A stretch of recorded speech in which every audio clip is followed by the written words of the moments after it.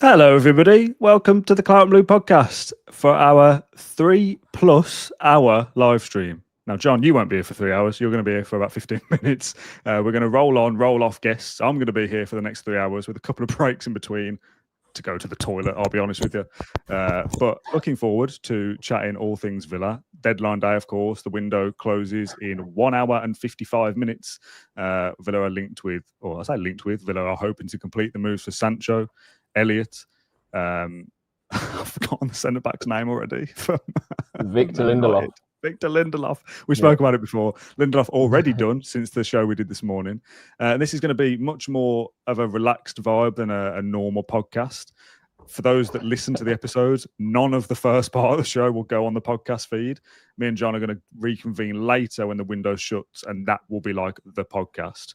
The guests that we're going to have come in and out are going to be answering some questions and sharing their thoughts on the window as a whole, specific signings, different things as well. So I'm probably going to repeat myself 3 or 4 times here, but we're going to have different opinions throughout. So, John, you didn't want to commit to the full 3 hours with me. What's going on?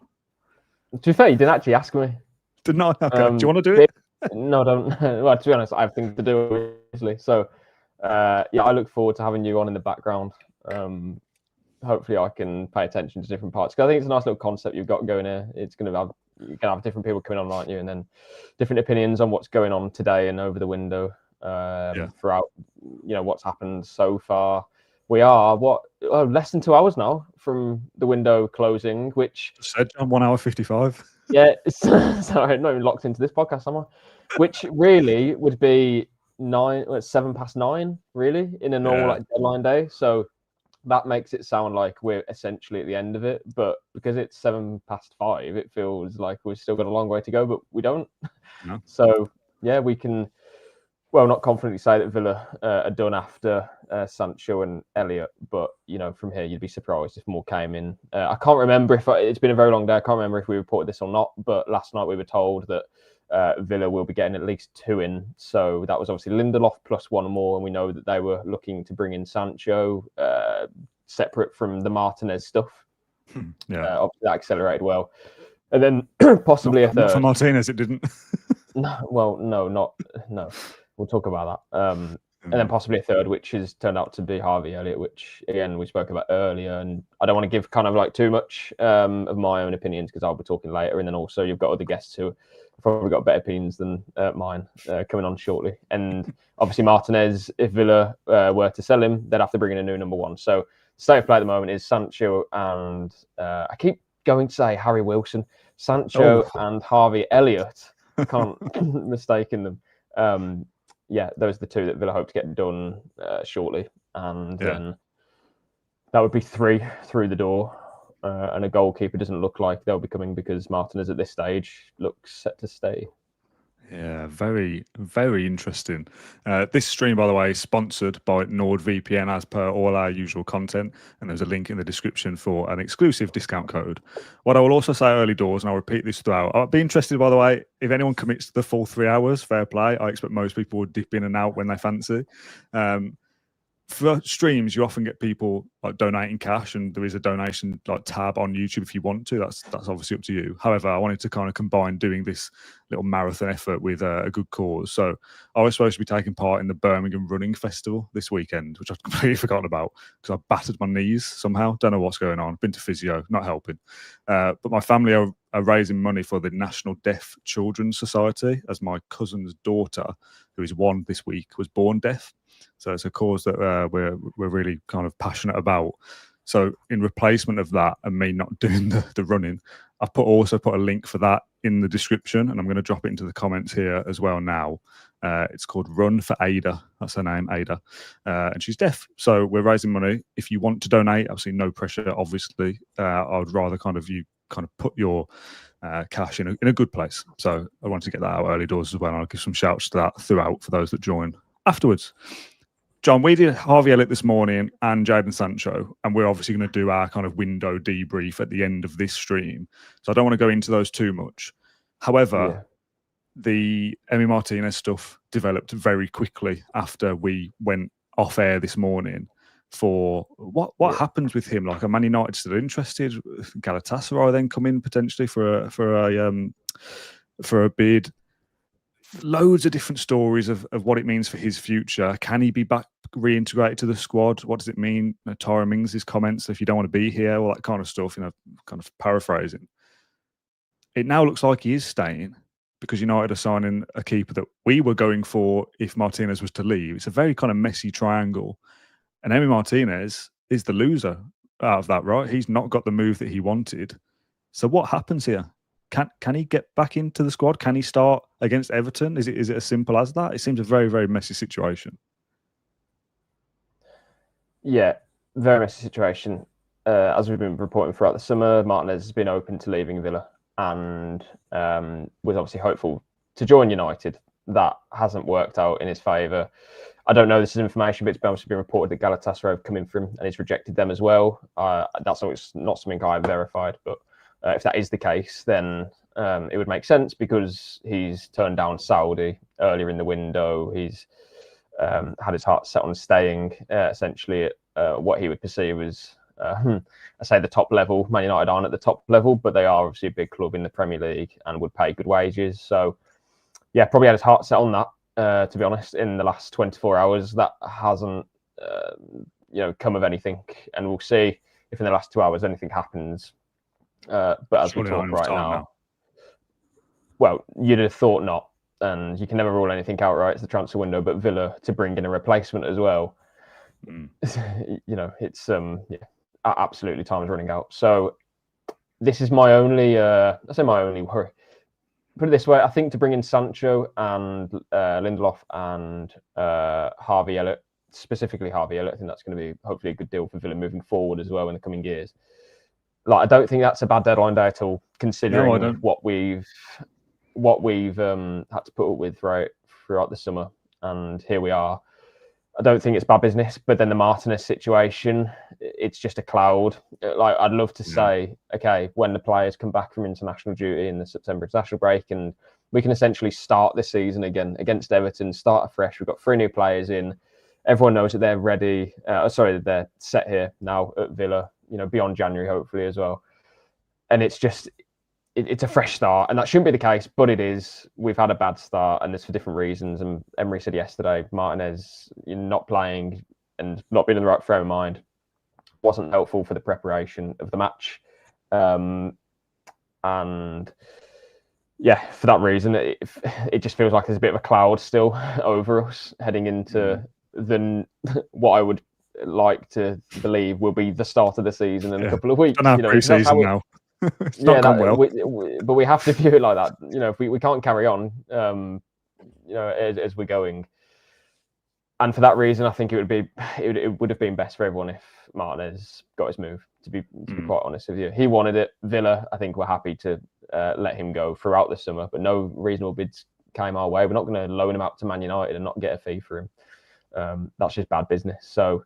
Yeah, it's a shame. It's kind of the window's ending again, one part of me thinks, okay, we've done good business actually in the end. But then the second, the other half, is that, well, Martinez is still here and you really don't want that to become a situation where the dressing room is a bit toxic towards him or it's like kind that of at the moment. Yeah. I was talking to my dad earlier actually, and I basically said, I think a message from Martinez could go some way to kind of mending any sort of broken relationship some fans feel he has to the club. Because you know what? My stance on the situation is that Martinez wanted to go this summer. Okay. He's had a few years at Villa, quite a number of years actually at Villa. He's played his part in the club's rise. He knows at the age of 33 that I think it's his birthday tomorrow actually. Yeah. At the age of 33, he does not have many years left to continue playing at his best level. And I know people say, yeah, goalkeepers can play to the 35. I agree. So he has 2 years left at his best level. That's why he wanted to go. Because he looks at Villa and thinks everything is set here for Villa to continue as they were, playing in the Champions League, apart from financial rules are holding us back. And that's a massive thing. We can't sign the players to fund the ambition of the club and Martinez's ambition moving forward. So if he had left earlier in the campaign and gone to Atletico Madrid for £35 million, I don't think anyone would be really wishing any bad on Martinez, unless I'm wrong. Maybe there'll be a section I think that would have been fair. I think it's pretty he's done his part really, and we'll bring in another goalkeeper. But because of the way it's happened, it's a bit sour, and fans won't forgive him for not being ready for a game, should we say, mentally. And that was Emery's decision to take him out because he wasn't in the right frame of mind and didn't want to play him. And because it's Man United as well. And they are last season were so much lower in the league table than Villa and everything that comes with it. But my point is just, I just feel like if he can come out with something to somehow explain himself, I don't think that will mend it necessarily, but it would help to at least say, well, I'm here for this season. I'm going to give my all to, help Villa try and win a trophy or whatever it may be. But that's one thing. And I actually think that's probably the lesser thing here. The biggest thing for me is that he stands up in the dressing room, if he stays, and says, look, everyone here knows I wanted to go and I was happy to leave, but I'm still 100% committed now that the window's over to Villa. That's how I want it to play out. Whether it will, I have no idea. Maybe he isn't committed moving forward. We don't know. Let's see how this plays out. But in an ideal situation, you want him to kind of own the situation right now. I haven't got my move to United, but I'm at Villa for this season. It may be my last, but we got a chance to win a trophy. And, I still want to play my part in that because he said even, just a year ago when he signed his deal, he's got, unfinished business at Villa still. What's changed in that time? I would probably put it down to the fact that Villa's restrictions in the market mean that he looks at this as a situation of, well, can Villa do what I want to do in the next 2 years, which is win trophies and compete at the top? Clearly, he views probably not, whether that's Villa's fault or not, and it's not because of the financial rules. But I think that's what he sees, essentially. So it's a shame that it's worked out like this, but I still think there's a way that it can still be mended, but it's up to Martinez now. Yeah, I completely agree. I think of the two things, kind of apologise to fans with an Instagram message or a Villa TV interview or whatever, or kind of apologise to your teammates, own your mistake and your conduct and get on with it. Of the two, I'd much rather it was done internally. Like, it doesn't really mean anything for me for him to come out and go, well, I'm committed, guys, and I want to go and win a trophy. All right, whatever. You don't, do you? Because you're happy to leave. So that's lip service now. Putting good performances, if you're chosen to play, we don't know what the situation's like with Emery. He might not want to build those bridges, maybe. Maybe Bizot is the number one till at least January now. Who knows? Yeah. That's a risk in itself, right? But Martinez has to own the situation, as you say, because if he is picked to play, he's got to give it his all. And if he let's say he plays against Everton, Fulham and Sunderland, and we win all three with 3 clean sheets, we'll all forget about this pretty quickly. Much like the Durant stuff, right? Wants to go to West Ham, start banging in goals. Go on then. Well, cheeky chap, we'll let him go. But then you leave him anyway. Martinez is the same. Let's all suck it up for 6 months, 8 months. If he's here and plays well, we'll support him. But no doubt he'll go next summer. Like, this isn't a long-term future now where he retires at Villa. Like, this is done now. This relationship is done. His legacy is done. That can be changed. You win the Europa League, you be a star, great, sound. But you've got to take responsibility, I think, for his summer actions. You change your age. That says everything what you want to do. You've been open about leaving. You've told the dressing room you want to leave, and that's fine. I personally don't have a problem with that. You're leaving the first week of June or the first week of July even. Sound. That gives us time to go after a goalkeeper that we want.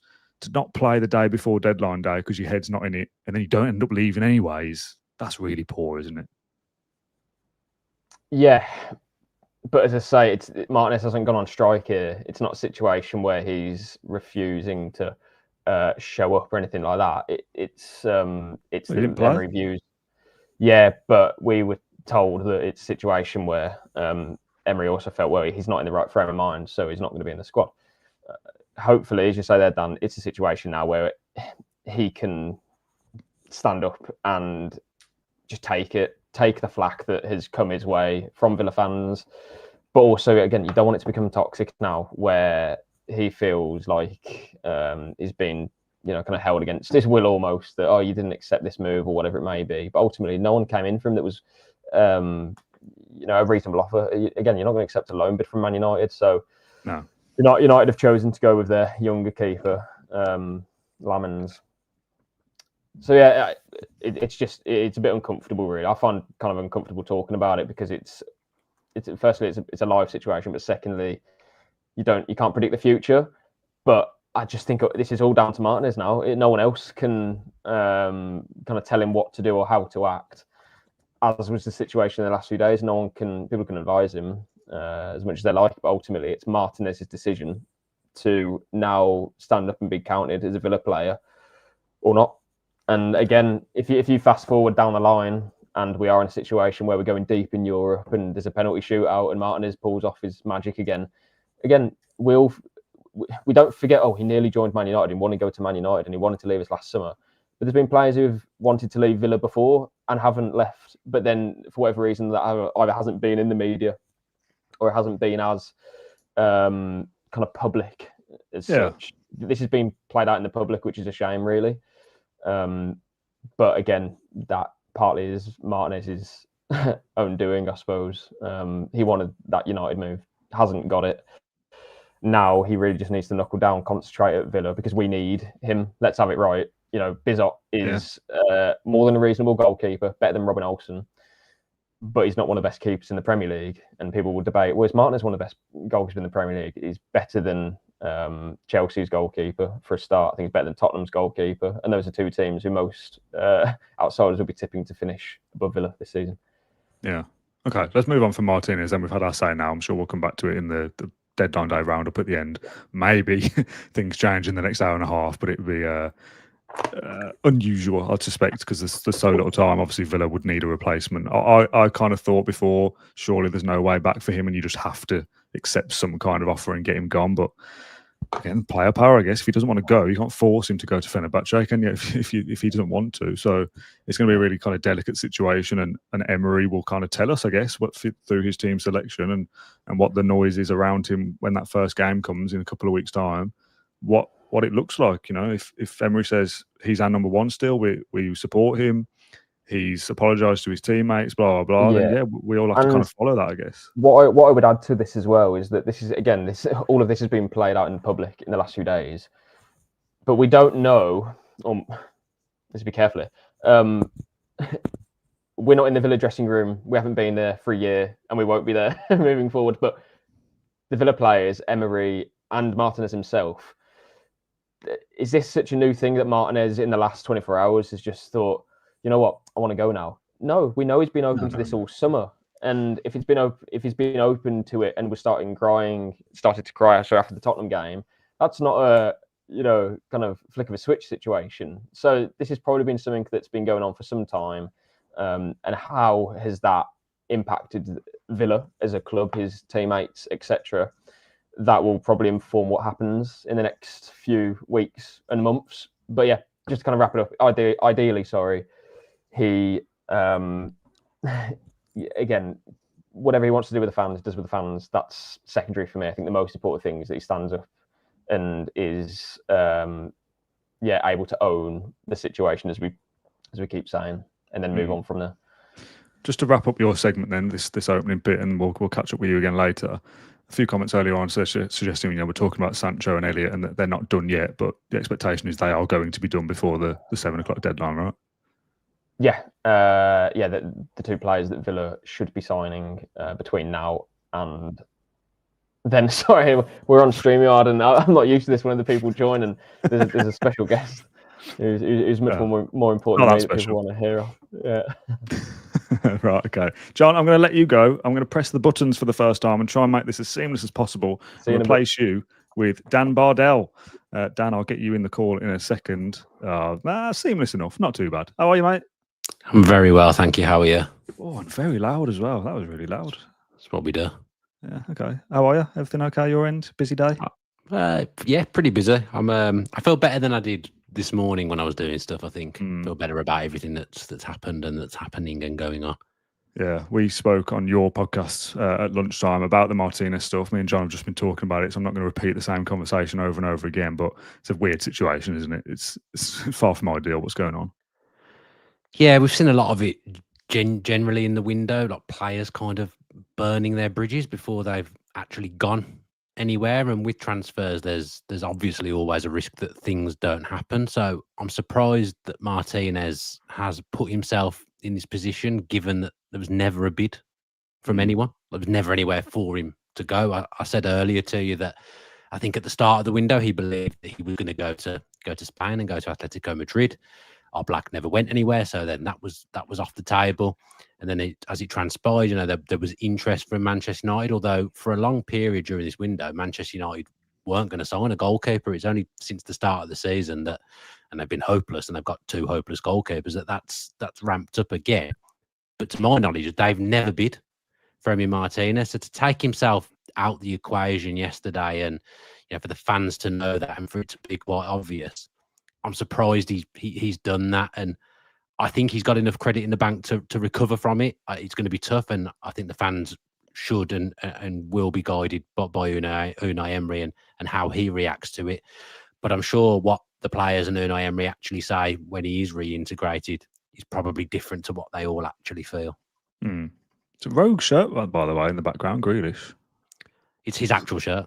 From he had 2 shirts for the playoff final that we lost. So I don't actually know why I'm celebrating it, because obviously we lost. But yeah, he's it's one of 2 that was made, and I've got it. It's very tight though; it doesn't fit me.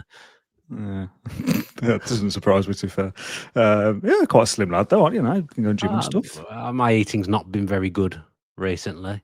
I think because Jen's pregnant and she's kind of eating what she wants, I've delved very much into that arena. Yeah, good luck with that. After the baby's born as well. I remember that well.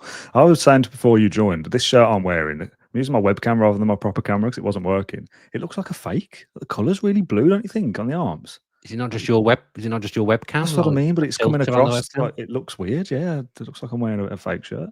I wanted to talk a little bit to you about Watkins from Richard, who says, I'm amazed no one is talking about Watkins. Scored a few in pre-season. He clearly thought he'd be moving, hasn't, and is now playing garbage. Now, first of all, we don't know for the fact whether he thought he was going to leave or not. However, I thought he was going to start like a house on fire this season after pre-season. I thought he'd already be on 2 or 3 goals. We'd have won a game at least by now. That hasn't happened. He's not scored. Nobody has scored. Does he look right to you? Is that his fault, or is it a service thing? Who's to blame for him not looking well so far? I think if a team's not functioning well, which Villa have not functioned well in the first 3 games, the one who's going to be exposed in that is the centre forward. So if you were to, I know it's only 3 games, if you were to name a Villa player of the season so far, who would it be? That you wouldn't even try and name one. Yeah, you would struggle to name one, wouldn't you? If you were to name a man of the match for any of the games, we haven't done man of the match in our post-match shows. Just pointless. Exactly.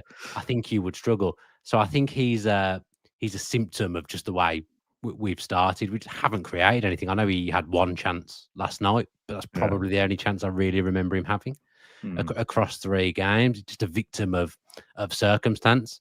He will start scoring. It's, history tells you under Unai Emery that Ollie Watkins will score double figures this season. I would still back him to do that. We're a long way from where we want to be, performance and points wise at the moment. I think the window shutting will just be good for absolutely everyone associated with the club, including the fan base, which has been losing its mind for months. I think everyone associated with Aston Villa just needs the window to close. So I can't wait for that to happen.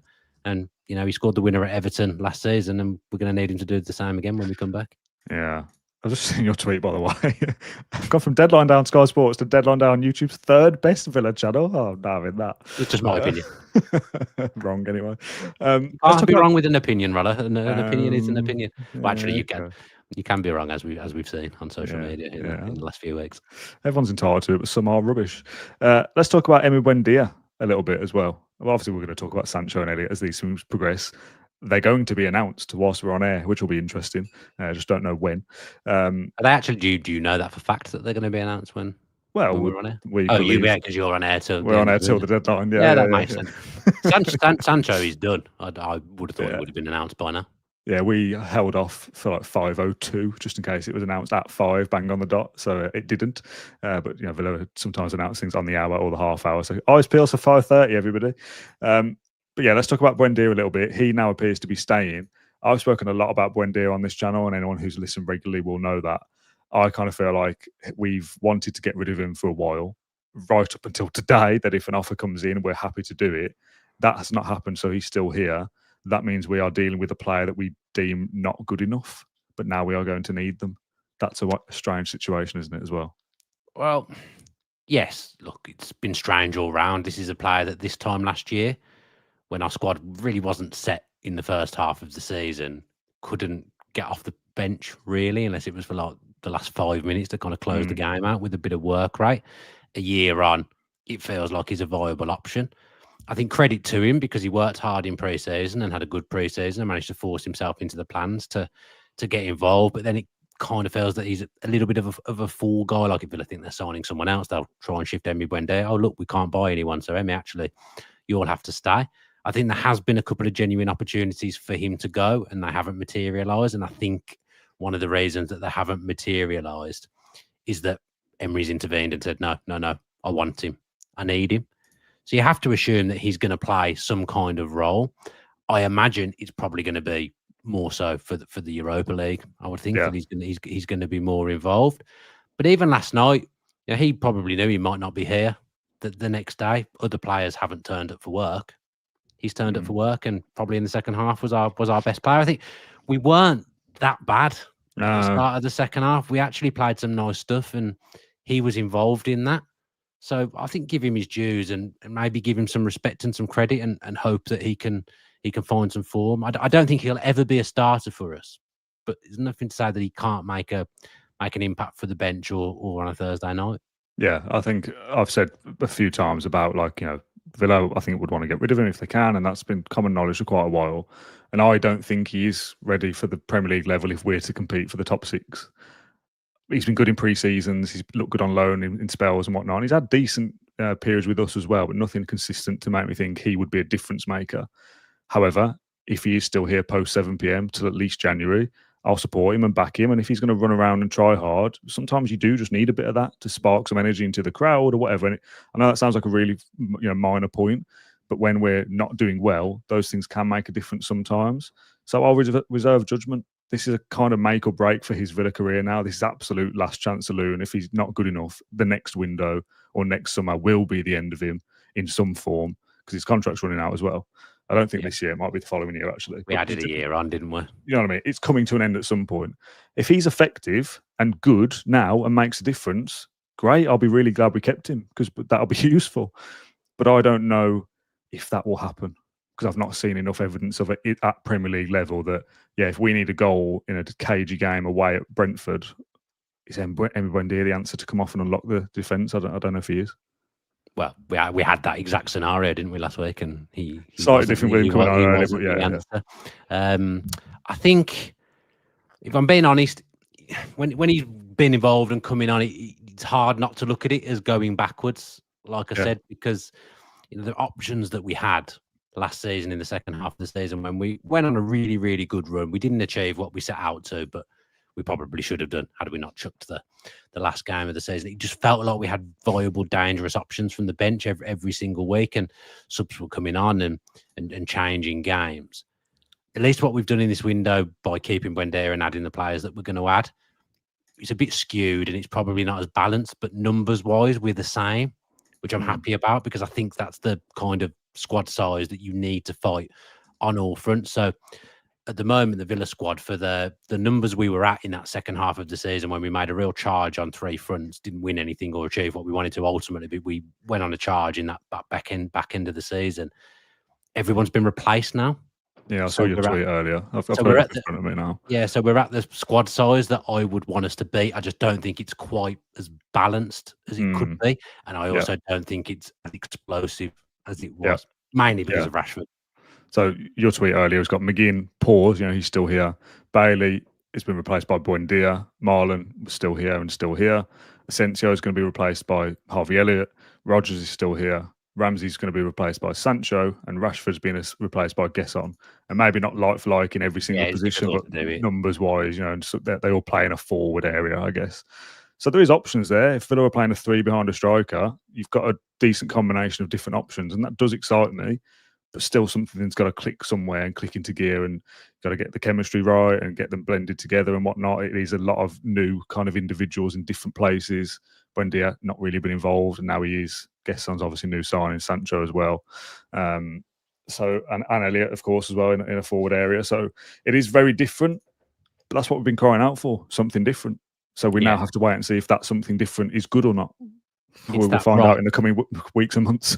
Yeah, it's the right-hand side that's unclear for me. Like Gesson obviously played from the left in the left 10. Yes, is Elliott the one who's going to play from the right, which is fine. He can do that, but he's still not going to be giving you the width on that side. It's the width on that side that concerns me because the right back isn't allowed to come forward. So you need some width from someone. Jacob said it the other day with me that Leon Bailey was largely poor last season, but he was always an outlet on that right hand side. When he did play, he was always providing width on that side. None of the players that we've just mentioned are that guy is a genuine winger. I think Gasson might be the closest that we have. I think people look at Sancho and think we're signing a winger there. We're not really. I see him as being Jacob Ramsey's replacement. He's going to operate in that left 10 area, pick up the ball in tight spaces and weave his way through and link up with the left back who's going to provide the width. I see that as being his best position under Emery. Now, Emery might have a grander plan that I don't know about. So that tells me that if Sancho's probably going to play there, Rodgers is going to be central by and large. So is it Gasson?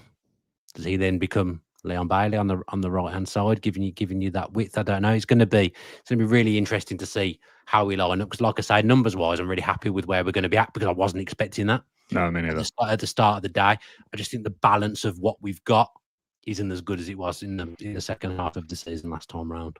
Yeah, and we keep getting comments in the live chat and in podcasts that we've done over the last couple of days that that live chat, by the way, it's very distracting. 1,600 people watching, which is must be some kind of record. So thanks for tuning in. That's amazing on the third biggest.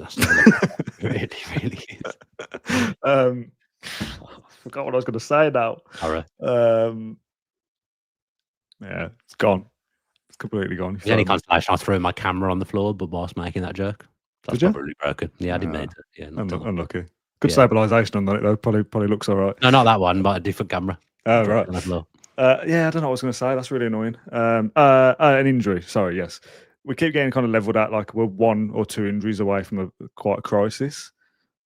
But I think that's just most clubs that aren't Liverpool, Arsenal, and Manchester City. And even then, if you get a lot of injuries, that you can struggle. If you take Ollie Watkins out of Villa, we're going to struggle. If you take most clubs' main number 9 out of their team, they're going to struggle. It's the luck of the draw, isn't it? You hope that you don't get many injuries and you just crack on and deal with it, because the alternative, if you've got cash to burn, you can kind of do what you want. You can stockpile a big squad and just deal with it. Villa, we know, can't even really maintain their first team squad. Never mind add 5 or 6 players that aren't really going to feature. So Ollie Watkins might get injured. So we have to sign another couple of strikers just in case. Well, if he doesn't get injured, you then go, well, we wasted that money on them 2 players and now we can't sign a right back because we signed them 2 strikers that never played anyway. So it's a difficult balance to get right, and I get that.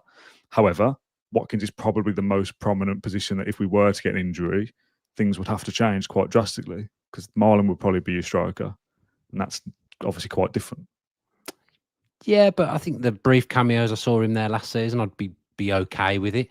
I think it's better to have someone who's going to play games elsewhere, be the backup striker, than sign someone who's just going to be on the bench. When you've got 2 number 9, it never really works. We saw it last season with Duran and Watkins, and we saw it to an extent with Rashford and Watkins as well, because it really, really unsettled Ollie at that time. So very rarely do the teams have 2 bona fide number 9s fighting for position. Teams in the lower end can probably manage it because you're going to share games. Obviously, the quality is less. But at the highest level, it's really difficult to have 2 strikers. So I'm okay with that. Gasson can play there. He looks more built like a striker. I can't claim to have seen loads of him, but the highlights I've seen, he's a strong guy. He can carry the ball. Could he be trained as that? But I think largely in Europa League, for example, I think in games that we're going to rotate and rest, I'd expect to see Marlon as the number 9. But injuries affect anyone. Like you said, we're already seeing it. If you're 2 of your 4 central midfielders, in fact 3 of your 4 central midfielders are called Barkley, Onana and Kamara, the chances are that one of them is going to be injured. At the moment, 3 of them are. So, you can have 4 central midfielders like we've got, and then players like McGinn and Bogard who can fill in there as well. We're already at the point where that's what's happening. Players are filling in. If you get injuries in a certain area, and it happened to us at centre-back last season as well, when we let Diego Carlos go, or we bombed him out, and suddenly every centre back that we had started to get injured, and we had Kamara and Bogard playing there. You've got to probably avoid just getting injuries in the same area, I would say. Yeah, I think probably the one area that there's a few positions where it wouldn't be ideal if there was injuries, but you could just about get by. Centre back, not really ideal. Obviously, Lindelof now is an option, but if it did get really far down, you could have Kamara and Bogard at a push, right, for a game or 2 if you needed it. Left back, you've obviously got 2 decent left backs to choose from. Midfield, as you just said, there's 4 or 5 options if you include McGinn in there as well. We've got 5 or 6 players now that play behind the striker. So it's Ollie Watkins, who'd be replaced by Marlon most likely, or Rodgers or Gesson would just do a job for 1 game or something. But right back is still an issue for fans, isn't it? Matty Cash still most feel should be replaced anyway. That's obviously not happening this window at least.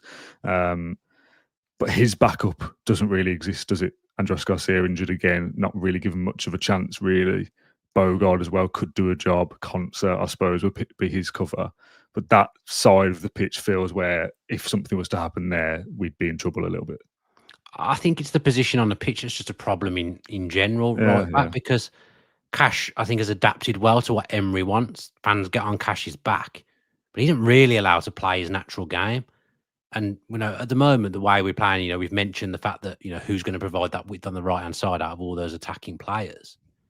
We haven't got, or are not allowed to have a right-back that goes forward. If Cash is injured, there's not really a proper right-back to come in. Garcia played at times last season and then fell away. Is Tristan Rowe, is it, who's a young right-back? I thought he might come through, but then he didn't come on last night when Cash came off. So it's a problem position, not because I think Cash is a problem. Ideally, you'd have a situation like Luca Dean and Maatsen where you've got 2 players challenging for it, 2 proper players, but we don't really have that. I think it's just a strange position at Villa, because if you're a right back, you're not really supposed to do right back things. So then you'd say, well, the backup that we've got is okay because they took in anyway. Yeah. But then that doesn't work with what you've got ahead. That only worked when Leon Bailey was in the Villa team. So we've had games where Kamara's dropped in to make a back 3 from the midfield, and Cash can come forward.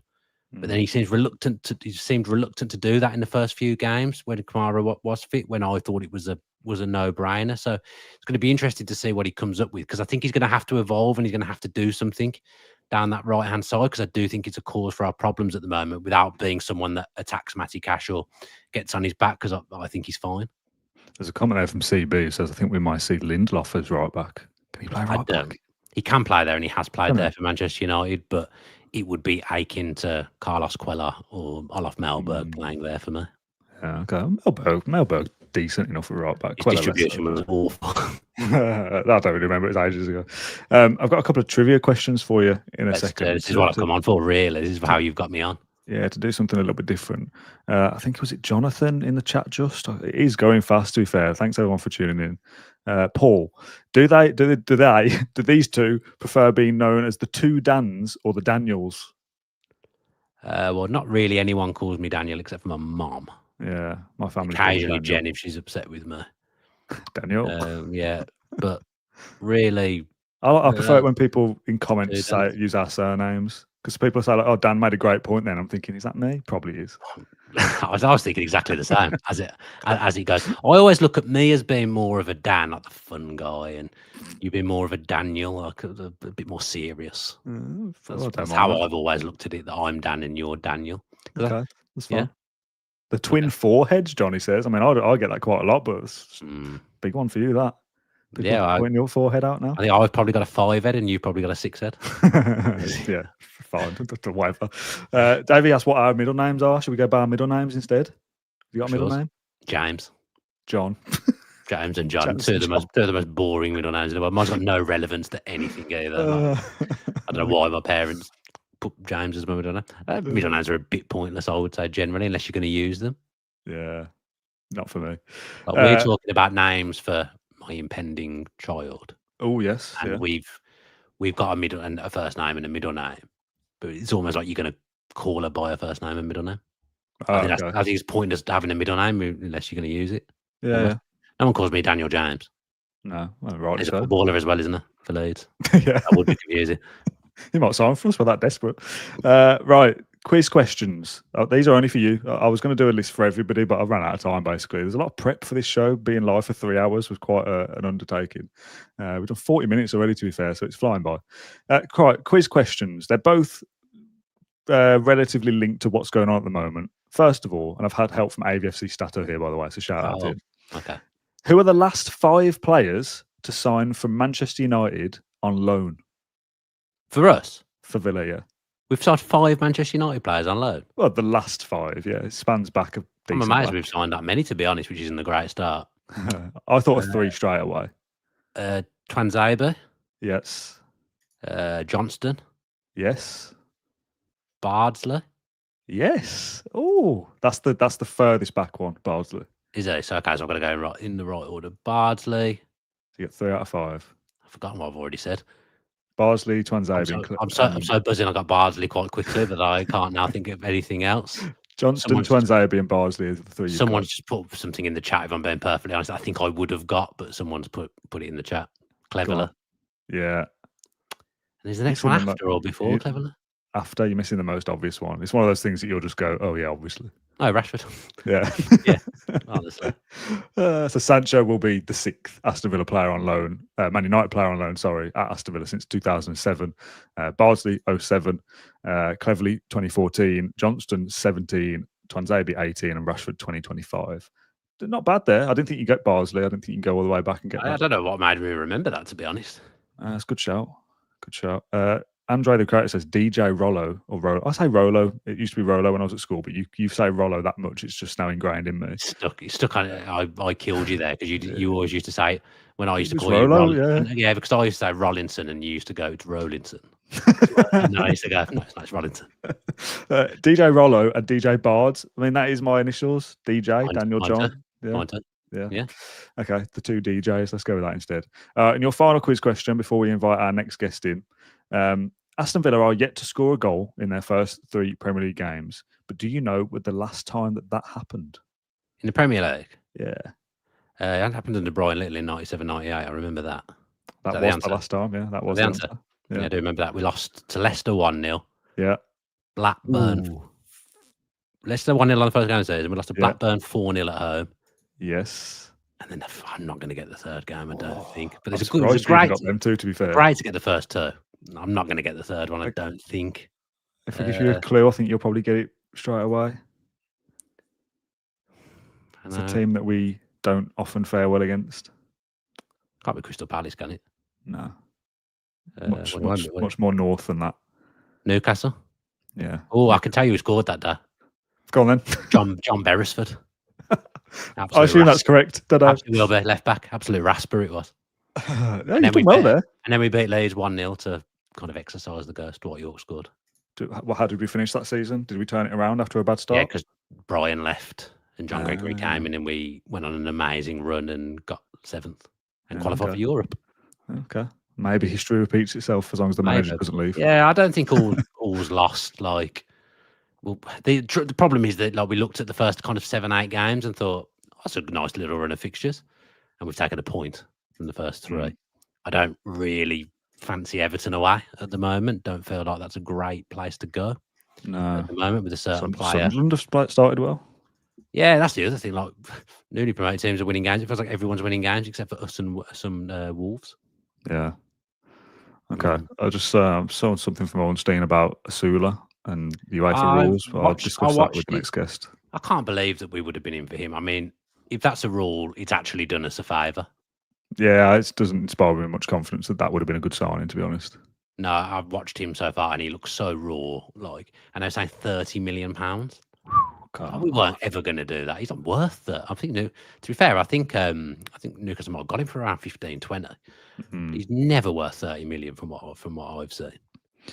Just quickly before we go to our next guest, Jamie has donated £1.99 with a question. Surely Grealish was a better option than Sancho. He's on more money. It's as simple as that, isn't it? Grealish is on 325k a week. Yeah. I believe he's sacrificed some wage to go to Everton, though. But even that will still be more than what we're paying Sancho. More than what we're paying for Sancho. I also just think I don't think Villa were ever in for him, despite the fact I was trying to force it earlier on in the in the window, and I was in his dad's ear for a bit as well, trying to make it happen. But I just think that went well then. Yeah, but went brilliantly. Great bit of agent work from me. I don't think he was ever gonna come back, and they say never go back, and I think that was the way he was looking at it. But I actually think, look at how he started for Everton and look at how these first 3 games have gone. I think he would have actually been a breath of fresh air for us and we'd have more points had we been able to do that, in my opinion. Yeah, well, we'll see. That might fall off a cliff. And I said to somebody the other day, don't forget that his shins are made out of biscuits. He will get his customary injuries and miss games and all sorts. So we'll see. We'll see. Right, our next guest has joined. Dan, thank you very much for joining us. We might get you back on later, potentially. We'll see if the schedules align for the outro section, if you're free. Let me know. Okay. You enjoyed yours little spell? Yeah, it went quick. How long was that? Just about half an hour. Was it? A little bit over half an hour, yeah. That went really, really fast, to be fair. Have you still got 1,600 people watching? 1,700 now. I should probably go on and just do my own show and see if I can take some audience. Don't do that. Nobody's going to do that. Take some audience from you. Right, I'll let you go in a sec. We're going to have a little... I'll just plug my content with my dad quickly. No? Nah, okay, fine. I'll let you do it. Go on, you do it. I'll go, you do it. I've got to plug your content when you're not here. Yeah, I've just come on for you. No, I'm not doing that. You do it quick. I'll have a drink. Go on. I don't know how to explain it. Started filming my kind of match day with my dad. I'm no expert. I'm no Villa on tour, but I've gone through the turnstiles. So if you want to see what my match day is like with my elderly father and what it means to me and what it means to him, then watch it. Okay. Nice. You said it was good. You said you enjoyed it. Yeah, it's good. It's different. It's unique. It's something different to the rest of the Villa content out there. So, yeah. Right, Dan, thank you very much. We're going to hear a quick word from our sponsors, NordVPN, and then we'll get our next guest in. Being a working from home bore can take its toll. So occasionally I swap my tracksuit bottoms for actual trousers and head into the office on the bus. Even from the top deck of the number 9, the graft never stops, sparking up my laptop to plough through a list of urgent business critical tasks. After all, the brilliant dad jokes I deliver on Claret and Blue don't write themselves. Of course, travelling by public transport and using public Wi-Fi on my phone hotspot makes me, my laptop, and my hilarious gags susceptible to attack. Not anymore, thanks to NordVPN. Now I can craft my side-splittingly funny funnies without fear of lurking comedians hacking into my computer to steal my material and passing it off as their own on Live at the Apollo. To get the best discount of your NordVPN plan, go to nordvpn.com/claret and blue. Our link will also give you 4 extra months for free on the 2-year plan. There's no risk with Nord's 30-day money-back guarantee. The link you need is in the podcast description below. NordVPN is like me having my own little cyber buzz bouncer. Oi, Baldy, shift. Although it still doesn't stop the big kids kicking me out of my own seat. Thank you to NordVPN. What a great advert. We did film that last year, but I thought, as it fills a minute of airtime, we'll use it today. Matthew Lynch, how's things, mate? Hello. Yeah, all good, thank you. Yeah, all good. I mean, that was glorious. It's a good way to start off the rest of the show, isn't it, I suppose, in my half an hour, and enjoyed the back end of Dan as well.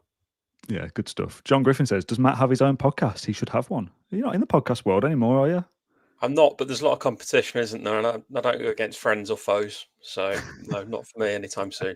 No, we really appreciate these little guest appearances. Thank you very much for tuning in, joining us, sorry. Right, we're going to start with the William Osula stuff from David Ornstein, because this is crazy, really. We were just touching on it a little bit then with Bardell. He said, Aston Villa weren't able to proceed on a deal for Osula because it would have been characterised under UEFA's accounting methods as being a swap after Ramsey joined Newcastle. UEFA would have seen it as a trade-off and not independent deals. They would have amended downwards the profit that Villa made on that transfer. That's wild, isn't it? It's a very odd world where that is something that seems to be allowed to happen in the sense of what UEFA are doing there, because I thought about this as well with, obviously, if Martínez had left for Man United and the Sancho going the opposite way, I know we're not signing him, but there's a loan fee incorporated there. So would, again, the same issue. I know it's a different feel together. But maybe, yeah. I don't really understand in what world this is something UEFA can believe is fair. I mean, I'm assuming it's coming off the back of, obviously, what we did last summer in terms of our business, but equal in the same breath as that. I know the big one that started all this was the Juventus deal for Arthur, wasn't it, with Barcelona? A few years ago, where they did book it both as profit, and it was literally the same fee both directions. But I mean, I'm glad, by the way, that we're not signing them. But I think me too. The fact that UEFA can meddle at that level seems a bit extreme. I know we are under set parameters in terms of our turnover for wages and stuff like that, but to be able to meddle at that level seems crazy to me. I don't understand in what world that can be seen as sportingly fair either, because surely that means that no clubs ever can do a transfer with each other twice in a window. That's the thing, isn't it? If it was, I mean, we know where this has come from. Last year, Forest and Newcastle, Anderson and Vlachodimos going to Newcastle for that fee was crazy. He's already left, hasn't he, to somewhere? I've already forgotten where that is, somewhere in Europe. Obviously, Irabunum, Dobbin, Yeah, Chelsea, Kellerman now playing in League One. You know, you can see why there's got to be some kind of ruling, but to put a deal that happened after the first game of the season to a deal that potentially would have happened today as a swap deal, like you say, you can't work with the same club twice in a window. Like if it's an actual, I mean, swap deals don't really exist. You take ours, we'll take yours. It doesn't really go like that. But if it was done Ramsey Monday and Osula Tuesday, okay, well, there's clearly been kind of communication there that you do us, we'll do you. Yeah, we'll scratch your back, you scratch ours. But to do it 2 weeks later and for UEFA to go, that would have been a swap deal. Come on, I don't care about that we're not getting the signing, but just again that the rules are how is that a fair thing? Come on. No, the big piece that I factor in here as well is how does anyone determine what's fair value as well? So you're telling me if this fee, Yeah. but if this fee was $1 million, would UEFA even bat an eyelid? Probably not. I mean, they probably would, but realistically, they're not looking at under the telescope. They would do if we were going to go and sign him for. I think it was quoted 30 million, wasn't it? That was sort of floating around. That Ornstein had said. So from that sort of things, yeah, I'm trying to look at it in any way where it makes sense, and I can't fathom it quite. And I know we've talked about how there's fair value and stuff for sponsorships and stuff, but you can't put a fair value on a transfer fee, surely. And what extremes do we go to? What if we decide in January that we want to sign Osula because Buendia's gone and Morgan Rogers has got injured, touch what he doesn't? But surely then it's a very different conversation. Surely UEFA are looking at that more logically, you'd like to think. But realistically, is this going to be the same ruling for if Chelsea go and do business with, I don't know, Sporting Lisbon, for example? I know they're looking at their striker, but if they go for them and then in return Sporting Lisbon buy one of Chelsea's many players, are they going to look at it the same? Probably not. I think we're just under a fine telescope for the sort of contraventions that we've made in the last 18 months, probably. Yeah. I had a Newcastle reporter and podcast host message me saying, I've just tuned in, happened to land on the Osula bit. The UEFA claim must be a lie. What a load of nonsense. I said, do you know anything? And he hasn't replied. So, Andrew, if you're listening, please get back to me.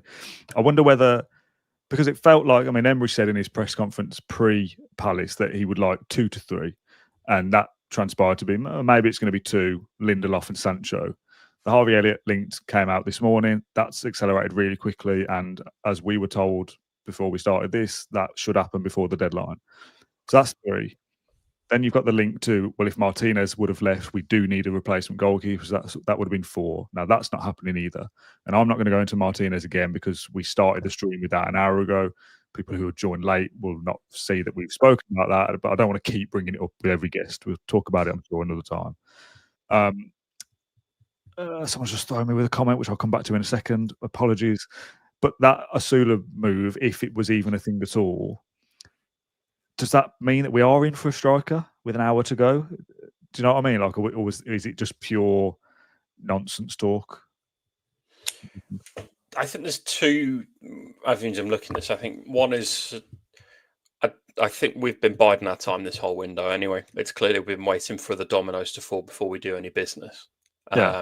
I think that's pretty obvious to see by the fact that Harvey Elliott, there's an opportunity to take Harvey Elliott on the final day. He wouldn't have been available, would he, 3 or 4 weeks ago? I don't believe he would have been. I think that a lot of that is probably connected to the domino of Alexander Isak and that picture, because Liverpool have outlaid a lot this summer. So it makes total sense that at this point now they'd be happy to let Harvey Elliott go. Absolutely. But the Osula one, in terms of that backup striker sort of position, I mean, Marlon can go through the middle quite easily. Gesson, I think, to fair, Katie to has just made that point that those 2 can go through the middle. So for me, it doesn't seem to be born out of necessity, but I must admit the fact that Osula only started for Newcastle the other day and he's barely had any minutes outside of that makes you question, is he at the level that we'd require? I mean, the fact is it Stuttgart or Frankfurt where he's going to? I saw. So he's moving to Germany, but not to a level that is of match to competing for a top 6 spot in the Premier League, to be honest. So and it seems like a lot of money. But I guess in answer to your original question about the signings in terms of the numbers and the backup striker approach, he's a versatile player, that's for sure. But I think we've got enough versatility as it is. I think, if anything, I'd argue to a degree, is there a case for too much versatility in terms of those options? Because with Elliott coming in, does that mean Rodgers is going to play the more central role again, or is he going to get pushed out wide again? I mean, that they're also versatile. There's many options, which is a great thing. But in the same breath as that, I think that we saw the worst of Morgan Rogers last season when Asensio came in and nicked the number 10 shirt proverbially off him in terms of being that central figure down the middle. Scrappy Tattooer says, check Emi Martinez Insta story. He's infuriating. I've got it up on my phone. We'll talk about that in a sec. Let's just stick on that versatility for a moment, Matt. It is a good thing, and Emery's talked about it a lot. And when you've got financial restraints that you can't just go and do what you want, having one player cover 2 positions, maybe 3, is useful because sometimes you need to flex in different ways. And John McGinn is probably a number 10 in a perfect world, or a support striker, or an advanced midfielder, whatever you want to call it. But he can play deeper. He can do a job on the right occasionally. He can pop in at fullback, under Gerrard, and do a bit of covering, not to play as a role, but he'll kind of drop into those positions. He's very all over the place, and that can be a good thing.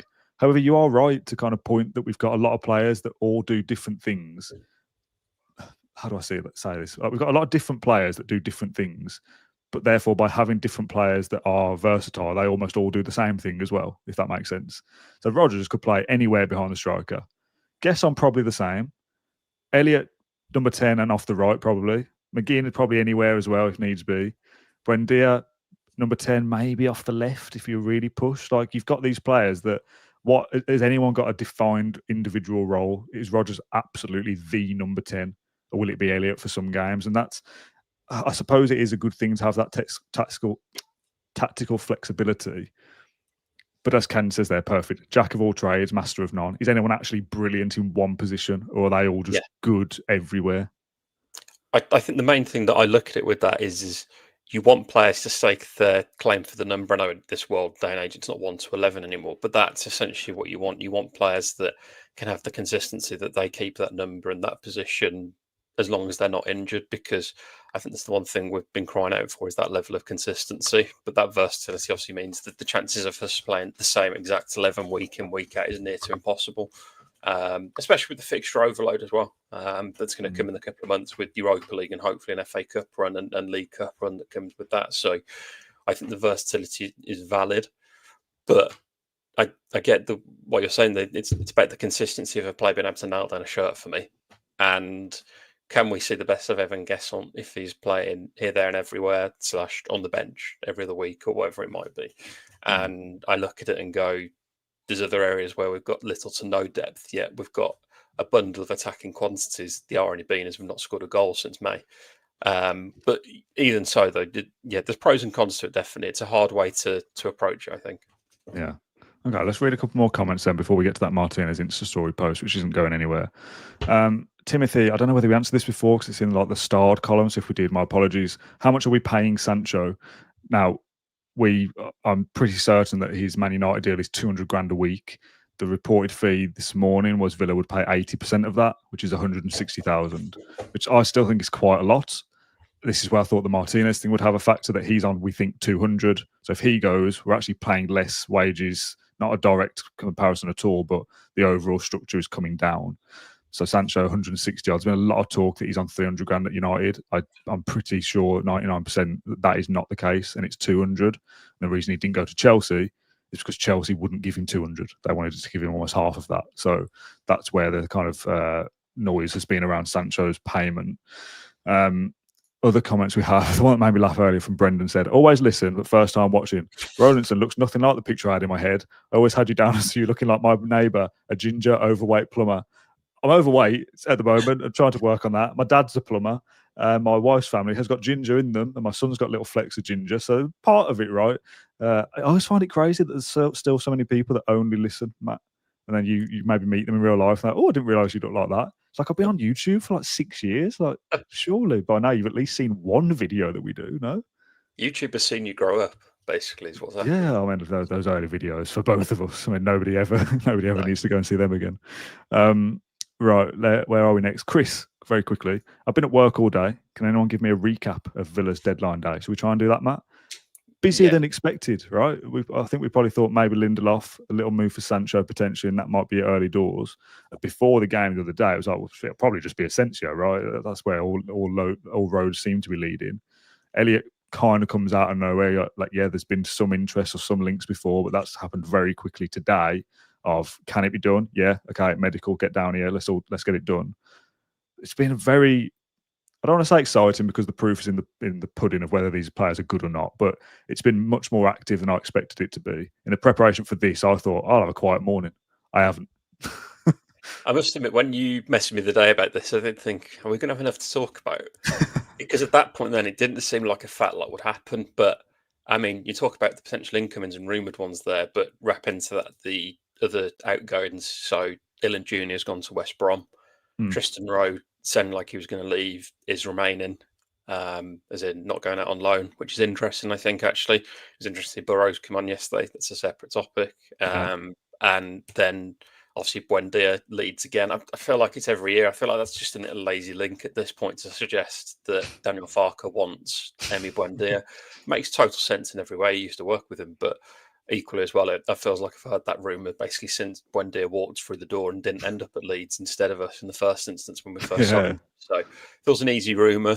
But I think Buendia's looked pretty bright when he's come on recently, so I'd have been surprised if we'd let him go. But obviously, as we know at the moment, anyone is available for the right price. So that's the summary of the outgoings, I think, isn't it? It's fair to say there's been nobody else of note in terms of an outgoing that's been rumoured or looks like going. So that's your outgoing summed up.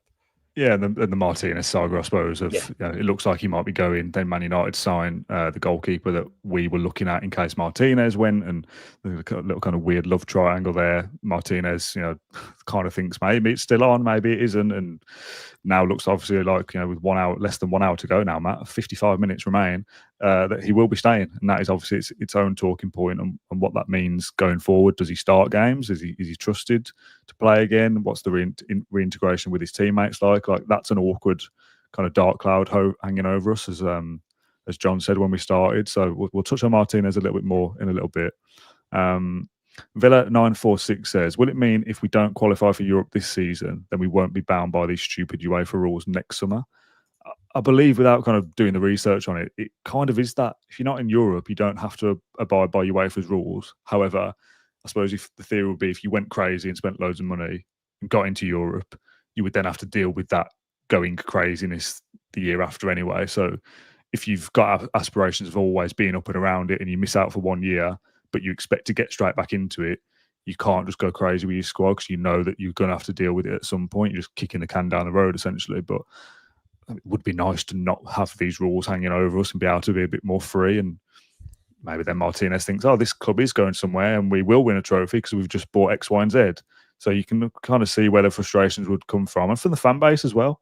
Are we going to be able to bridge that gap? Because if we can't spend, surely we're not going to be able to.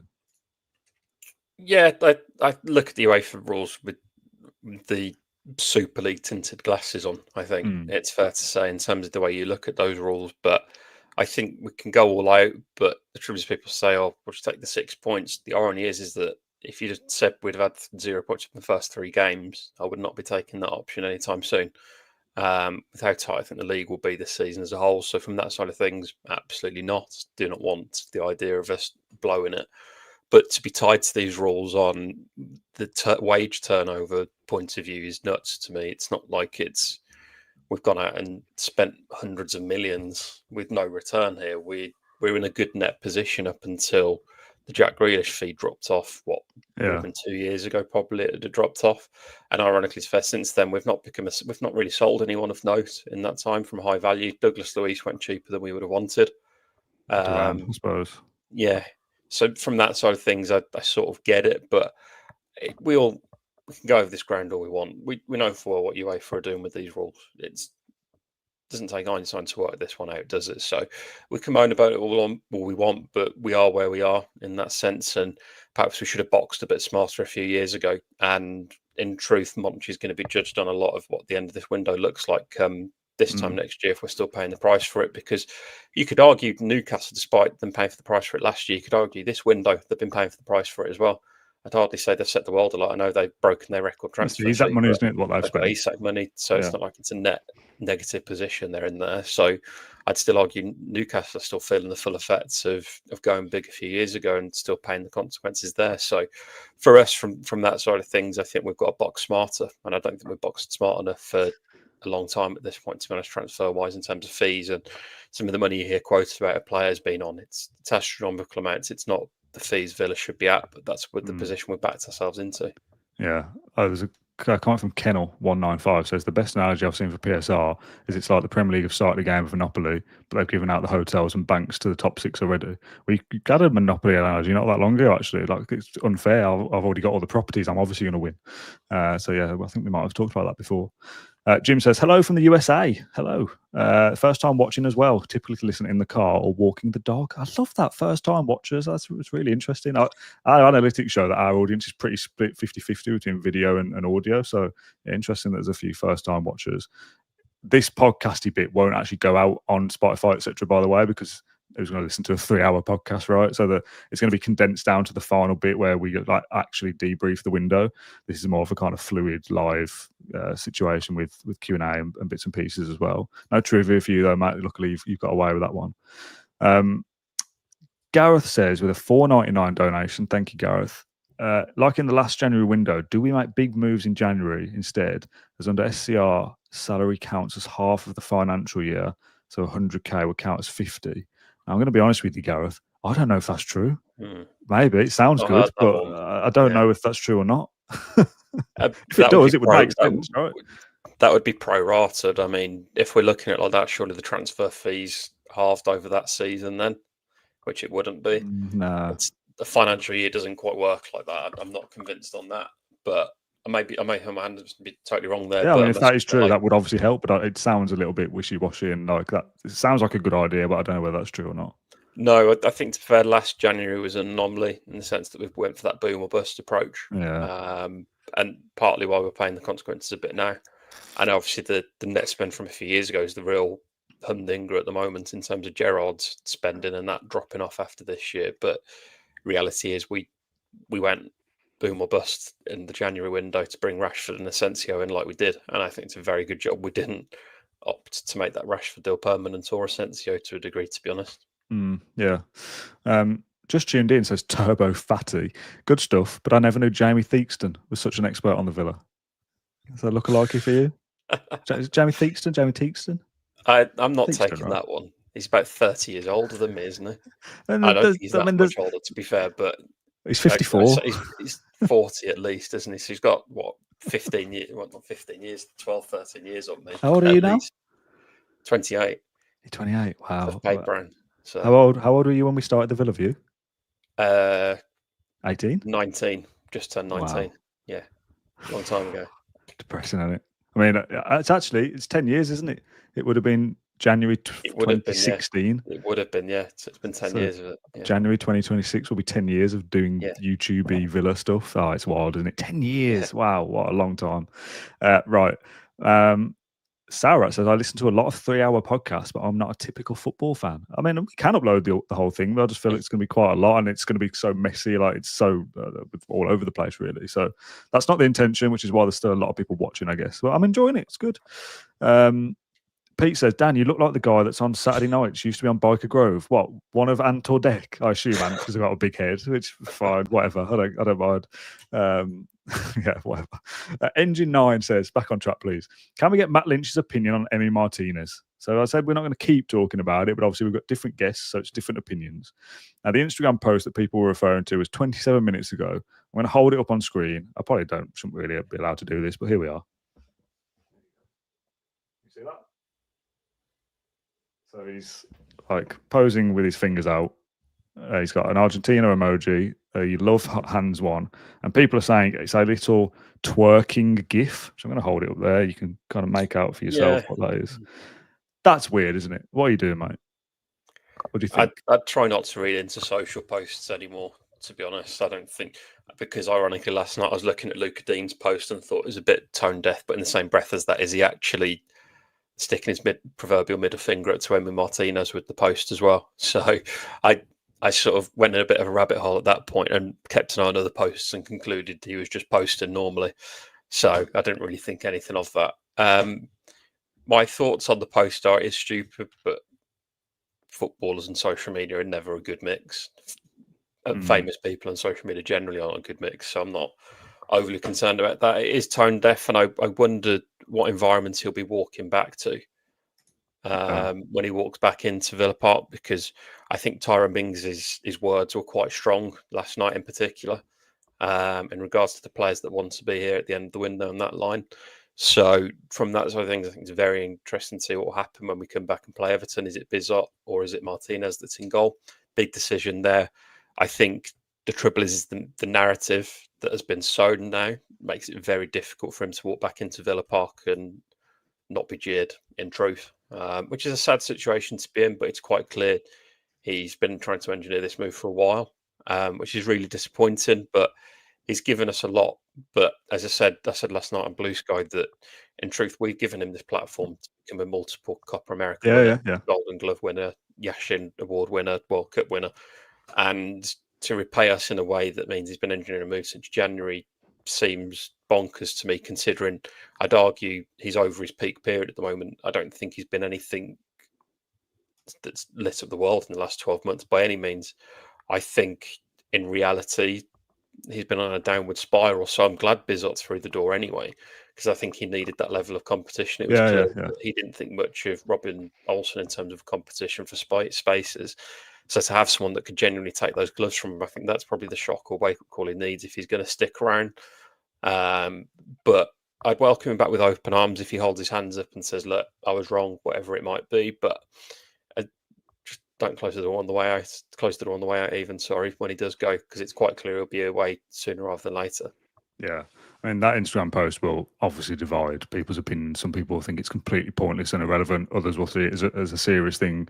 K22M says, he's on his way to Argentina. How is that weird? Lol.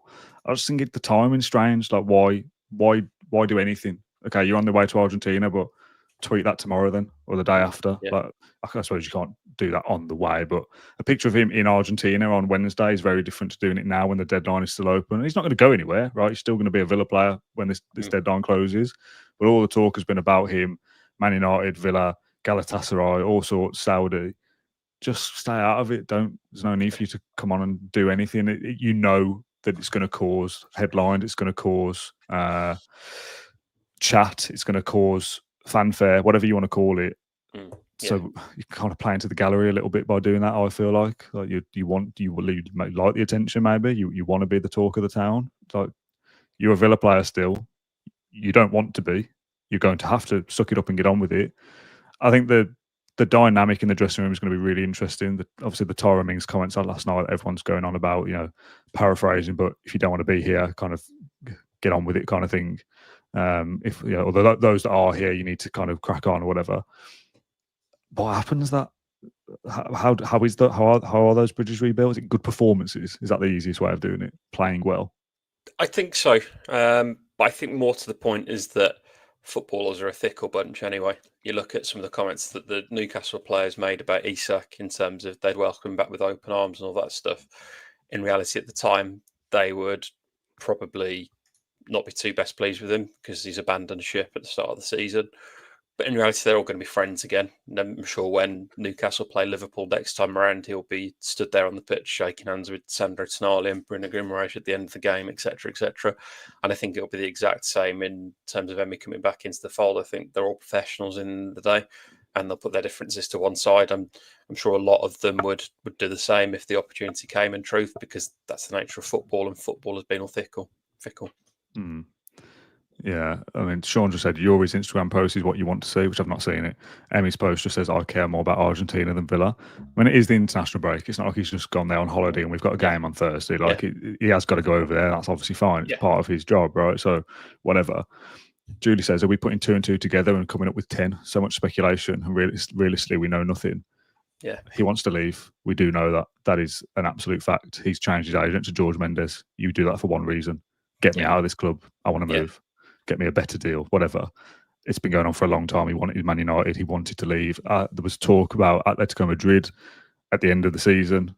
That was maybe the expectation. You would go to Spain after the season ended and go there. That didn't happen. Man United's not happened. Galatasaray say, here's 25 million euros. That doesn't happen because he doesn't want to go. He doesn't want to go to Saudi. So what do you want to do? You've now got to knuckle down at least till January. And if you're getting played, we'll get behind you because he's still a good keeper. But if Emery says, no, I'm not having that, Bezot's my number one now. What does that mean for Villa? Like, I'm not bothered really about what Emi Martinez's career from this point onwards. I want Villa to be in the best position possible to win games, and that probably is with Emi Martinez, but it's got to be fixed up quick. Yeah, totally. It has, and I think I'd summarise it this. If Emi Martinez comes back, keeps a clean sheet, and gives it the big ones to the whole end at full time, we'll all love him again. And we won't even speak about this again until January the 1st, in truth. And I think that's probably the point where we leave it, to be fair. I think in terms of that, I don't think Villa fans will care as soon as he comes back and he gives up a good performance. But the trouble is, if he gives a bad performance, it's going to go the opposite way even further. So... Yeah, okay. We're expecting Kendrick next. I've sent him the link, so we're waiting for him to come through.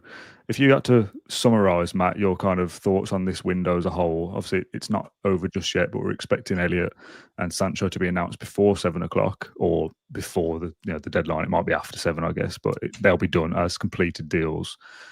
Is it a good window? Is it a bad window? What's your general feelings on it? And then we'll get Kendrick in.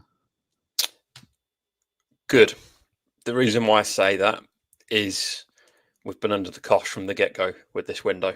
And I think it's just about surviving more than anything. And we're walking out this window with all our key players still in the building, apart from JJ. That's a good window as far as I'm concerned, to be honest. Whatever business we do on top of that is really important.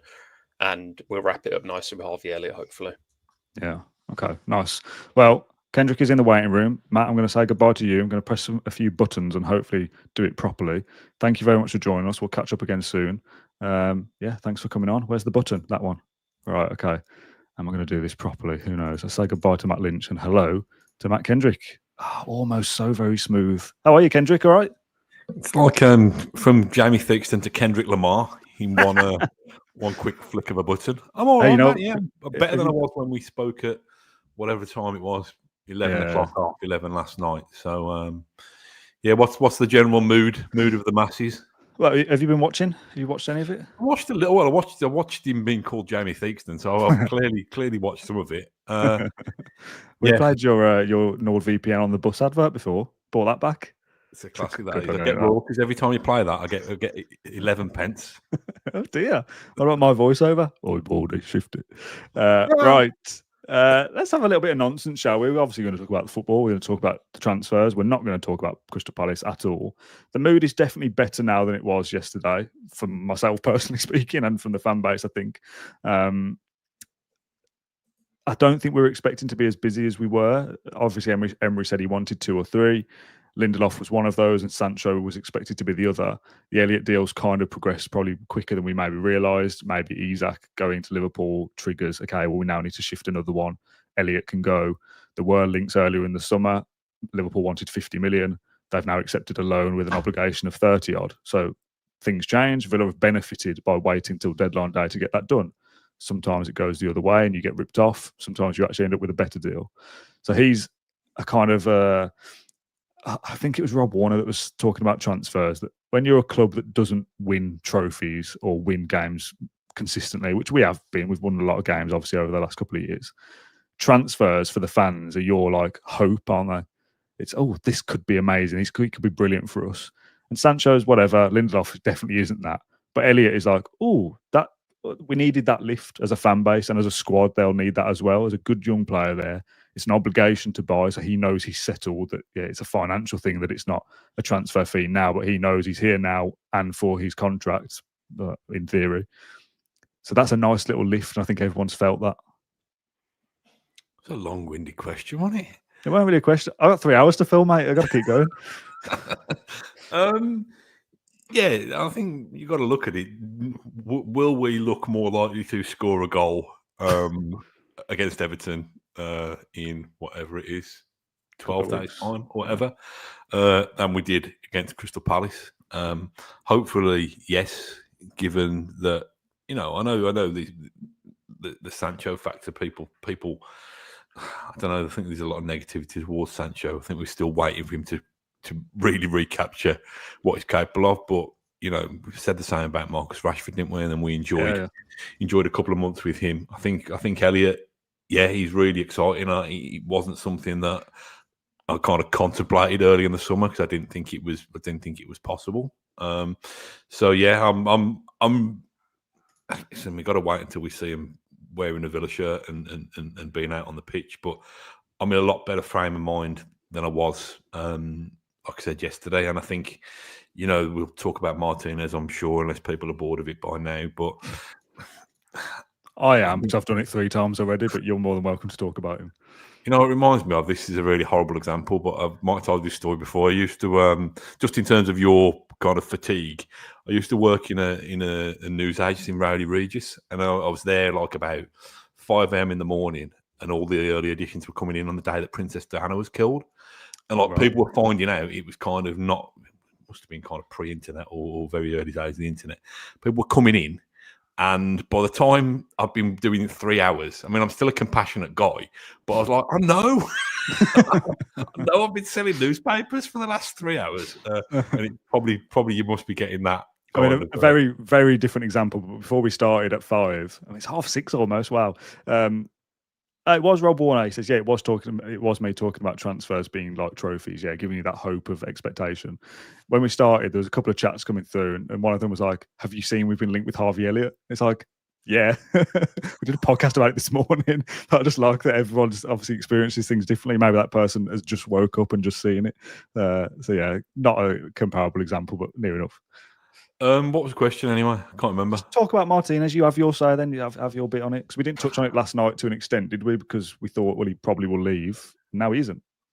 I did see when you were on with Matt a moment ago, you showed the Instagram post. What is that? What is that shaking your bum gif? What does that mean? It's twerking, isn't it? What does it mean? It's saying, well, we don't know what Martinez really means by it, but to twerk for another football club is to come and get me, like, I want to leave, kind of showing signs of your head's elsewhere, I guess. God, this really is like explaining new technology to your granddad, isn't it? And what's the aubergine emoji? No way. What's Instagram? Yeah, go on then. Have your say. I'm going to have to have a break after you, by the way, before the next guest, because I need the toilet. thought I'd forced you into it. Then you've been going non-stop for like 2.5 hours, and then you just added enough because I've come up. Yeah, it's so in old money, it's kind of, I don't know, batting his eyelids. No, what's the phrase? What do you do with your eyelids? Yeah, batting them. I think that's right. Batting, dear. Yeah, like you flutter them, don't you? Yeah, but I think batter as well. Yeah, I think he's fluttering his eye. So we think he's fluttering his eyelids at other suitors. It's going to be really interesting, and if don't get the deal done. I mean, I kind of hope that if he does stay, that we can forgive him, because I don't know how long I can continue to ban myself from Argentinian steak restaurants, in protest. I've got to be back there soon enough. But yeah, it's potentially backfired massively for him, hasn't it? Really? Yeah. And I always say, like life and football, enough problems will come and find you without you deliberately going out and looking for them. And I just think that he didn't need, even if it was on his mind to leave and his time with Villa was done, I don't think it needed to be done quite as clumsily as this. I think he's ruined a legacy without ever needing to. Footballers move on, footballers leave, but it just seems to have been handled fairly shabbily. So just quickly, sorry, there's a comment from Sam who said, lads, what's the latest with Emi? Kind of talking about it. Is he staying, and how long till the window closes? So the window closes at 7. For those that don't, maybe it's usually much later, isn't it? But it's 7 o'clock, so there's half an hour left. And as we were told before we started this, and as John's been talking to people at the club and stuff, Emi Martinez is staying as of right now, and a deal surely cannot be completed for him to leave, A, in the next half an hour anyway, and B, because Villa wouldn't be able to bring in a replacement in that time either. So Emi Martinez is staying. Do you think that Martinez's personality and I suppose B, Emery's man management, do you think there is a way where he could potentially be reintegrated, and or do you think people's hearts are broken and we find it difficult to forgive or forget? I think I spoke to Dan Bardell about this earlier, and he was basically saying it will be guided by Emery, kind of. If he comes out and says, no, he's our number one still, he's been good at Bodymore, he apologised to his teammates. We went out for a nice pub lunch and had a lovely time, and he plays well and keeps clean sheets, we'll forget it pretty quickly, and he might still leave in January or next summer, and that's fine. Like you said, footballers leave, but whilst he's still playing in our colours, turn up and play in the games for a start, and play well, keep some clean sheets, help us win football matches, and if that's the case, we'll all love him again. But that's on Emery, it's on Martinez himself to try and fix that situation. There's a couple of people suggesting the Turkey window and Saudi is open for another week, so theoretically he could still leave to one of those leagues. But again, that would leave Villa without a first-team replacement, and Bizot would be the number one with Sam Proctor as your backup, which is not ideal in any stretch of the imagination. And B, as far as we're told, Emi Martinez does not want to go to Turkey, and I think he does not want to go to Saudi either. So he's kind of stuck. He's made himself stuck, really. Yeah, he's cooked his goose. The Turkey window sounds like the best part of the delicatessen counter, doesn't he? You just got it. Fan of Turkey. We've gone from twerky to turkey in one fell swoop. Yeah, for Christmas dinner. Yeah, I wouldn't have it. And probably turkey and stuffing sandwiches for a couple of days after the event, but not year round. What else has been happening then, Dan? What have some of the kind of little manoeuvres been? I've seen Ealing Jr. has gone to West Brom. Is that right? Yeah, Ealing Jr. has gone to West Brom. There was a comment earlier on. I don't know if I starred it or not. Did I? No. Oh, I did, from Lewis. Let's be honest. Lindelof, Sancho and Elliott are all terrible. I would rather have Longley, Bailey and Ealing Jr. over those three. I wouldn't. That's my personal opinion. Ealing Jr. is now a championship player, so clearly not good enough for top 10, top 6 Europa League winning, chasing Aston Villa Football Club. Longley and Lindelof, I'm not comparing them for players, but the situations are the same. We're desperate. We need Summit. I'm pretty certain Lindelof's wages will be much cheaper than what we were paying Longley. And what was the other one? Bailey for Sancho. I mean, that's a toss-up, isn't it? You're juggling the ball somewhere, whatever, either or. Bailey of a couple of seasons ago, yeah, great. Bailey of all the other seasons, not so good. Yeah. Sancho of everything post-Dortmund, not very good. Yeah. If he can rekindle something, he could be good for us. And that's obviously the hope that Villa want. And Emery will try and fix that player, I guess, and make him work again. Maybe he links up with Maatsen and Marlon and reignites the Dortmund days and they all get on lovely and it works out. That's what Villa will want. What are your thoughts on the Sancho deal? Because it's come as a bit of he's become a bit of this kind of meme player, right? Not worked at United, not really worked at Chelsea. He's done okay, but not really. And massive wages and no one really wants him. And now we've got him. Deal with it, basically. But we obviously need him to be good. Yeah, I mean, probably the halo of Emery's might have slipped in the last couple of weeks, but you back Emery to make players better generally and to get a tune out of them. I can't think of too many players over a long period of time who have gone backwards under Emery. Am I missing somebody obvious? Cash. Maybe. Well, he goes backwards when he turns inside to try and pass the ball to Esri Konza, but has Cash gone backwards? Or has Villa gone forwards and Cash hasn't been able to maintain that level? Both, I suppose. Yeah, well, the point still stands. I didn't expect you to actually name somebody. The point still stands that I think, and again, it's easy to keep pointing to the Rashford example, but there's similarities there. I think in terms of, people wonder, is the player a kind of busted flush? And do they just need a new project? Busted flush? Busted flush? You've heard of a busted flush before, yeah? What, on a toilet? Yeah. Yeah, I've never heard that in a phrase, though. What's the context of that? What did you say? I thought you were a ginger plumber or something. I'm glad you left out the overweight part. That's nice. What did you say then? Because I was reading some messages. Who's a busted flush? No, there was feelings that Rashford was a busted flush. Oh, right. Okay. But we managed to reawaken him, albeit for a couple of months. Okay. Fix the toilet. Got it working again. And kickstart his career.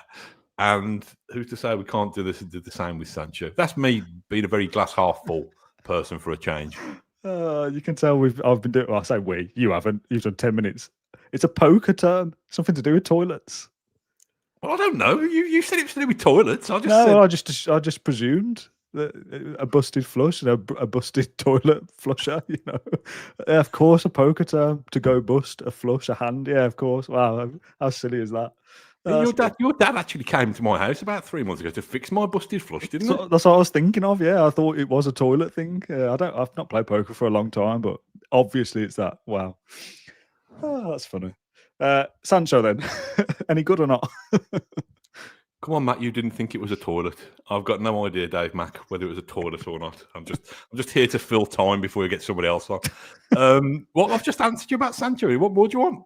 Yeah, but it's like I don't know, like a kind of prediction. Then, where does he fit in? What's his role? What's a good season for him? He got a fair amount of goal contributions for Chelsea. Played a fair amount of minutes. Obviously, got into the top 4. They won the Conference League. Like he's not a busted flush. He's managed to stay mostly injury free, as far as I'm aware, and featured a lot for Chelsea. So it's not like he's had the last 6 months of his career doing nothing. So he should hopefully be fit and ready to go pretty quickly. You'd have thought. But is it the same, I suppose, what I'm asking is that for those kind of players behind Watkins, Watkins is going to get a certain number of goals. Rodgers is probably going to get double figures. But we know that the players around that have to contribute more. So Gesson, Marlon, Sancho, they've all got to get a certain figure, haven't they, as well, to be deemed a success?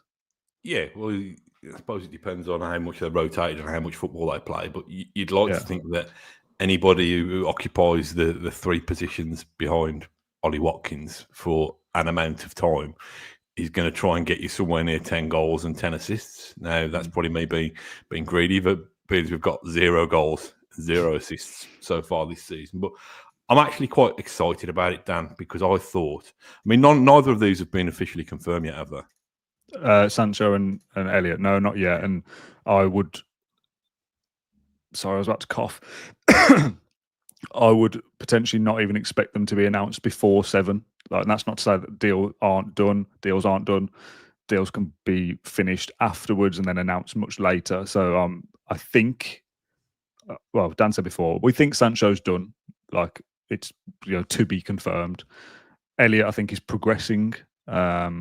And they will be done. The expectation is they will be Villa players by whatever the deadline is, because you can extend it, can't you? The deal sheets and all that. You put a request in to say, yeah, we're not going to be done by 7, but we'll be done by 9 or whatever, and they might be announced later. So it's 25 minutes left. I'm not necessarily refreshing Villa's Twitter going, where is it? But it will be at some point, yeah. Well, yeah. Well, I'm actually quite excited about the prospect of it, and it might be a little bit of bias in terms of, always expecting the new thing or the different thing to be better than the current thing and the existing thing. But I actually think if you'd have started, well, listen, who knows? It's hypothetical, but Sancho and Rodgers, if you can earn his place back in the team, Sancho, Rodgers and Harvey Elliott playing behind Watkins, I think would have probably given you a better chance, and will give you a better chance going forward. And that's very unfair, I think, on Marlon and Gesson, because we've not really seen too much football from either of them, certainly in the starting lineup. But I personally feel more excited and more encouraged than I did before this news broke, because I thought we could feasibly go into the rest of the season until January with no more attacking options. And I think it would have left us really, really blunt. Now, at least, even if these new signings don't have the desired effect straight away in terms of their own impact, maybe it can be the Moussa Diaby effect, whereby at times, as much as he contributed, one of his main contributions was getting a tune out of Leon Bailey and breathing down his neck and showing Bailey that he wasn't a guaranteed starter. So maybe that's how you get an elevated level of performance from Morgan Rodgers or from Marlon. So I think we're in better shape than we were when I left I was going to say half full Villa Park, but I think it was less than that, probably a third full Villa Park at full time yesterday. So I think if you put our summer up against a lot of the rivals who have been able to spend a lot more freely, then it doesn't look anywhere near as impressive. Yeah, but today looks a lot more impressive than the previous 3 months of the transfer window for us, doesn't it, really? We are, again, we touched on this a little bit earlier, but I can't imagine everybody's still been here from the start. 2 comments. I was going to bring you up. Is Matt saying Marlon or Marlon? He's definitely said Marlon. Marlon Harewood, isn't he? Is that who's been playing? Marlon Harewood. Marlon. Yeah, Marlene. Yeah. So we touched on this a little bit before. Numbers-wise, now we are pretty much at the level that we were last season. You know, we talk about but we've lost Disasi and we've lost Asensio and Rashford. We've kind of boosted those back up now. Quality obviously remains to be seen. We will not know about that yet until we see these guys play more football for Unai Emery. But you know, McGinn is obviously still here. Asensio has been replaced by, I mean, not like for like, but obviously Buendia is now back in the squad.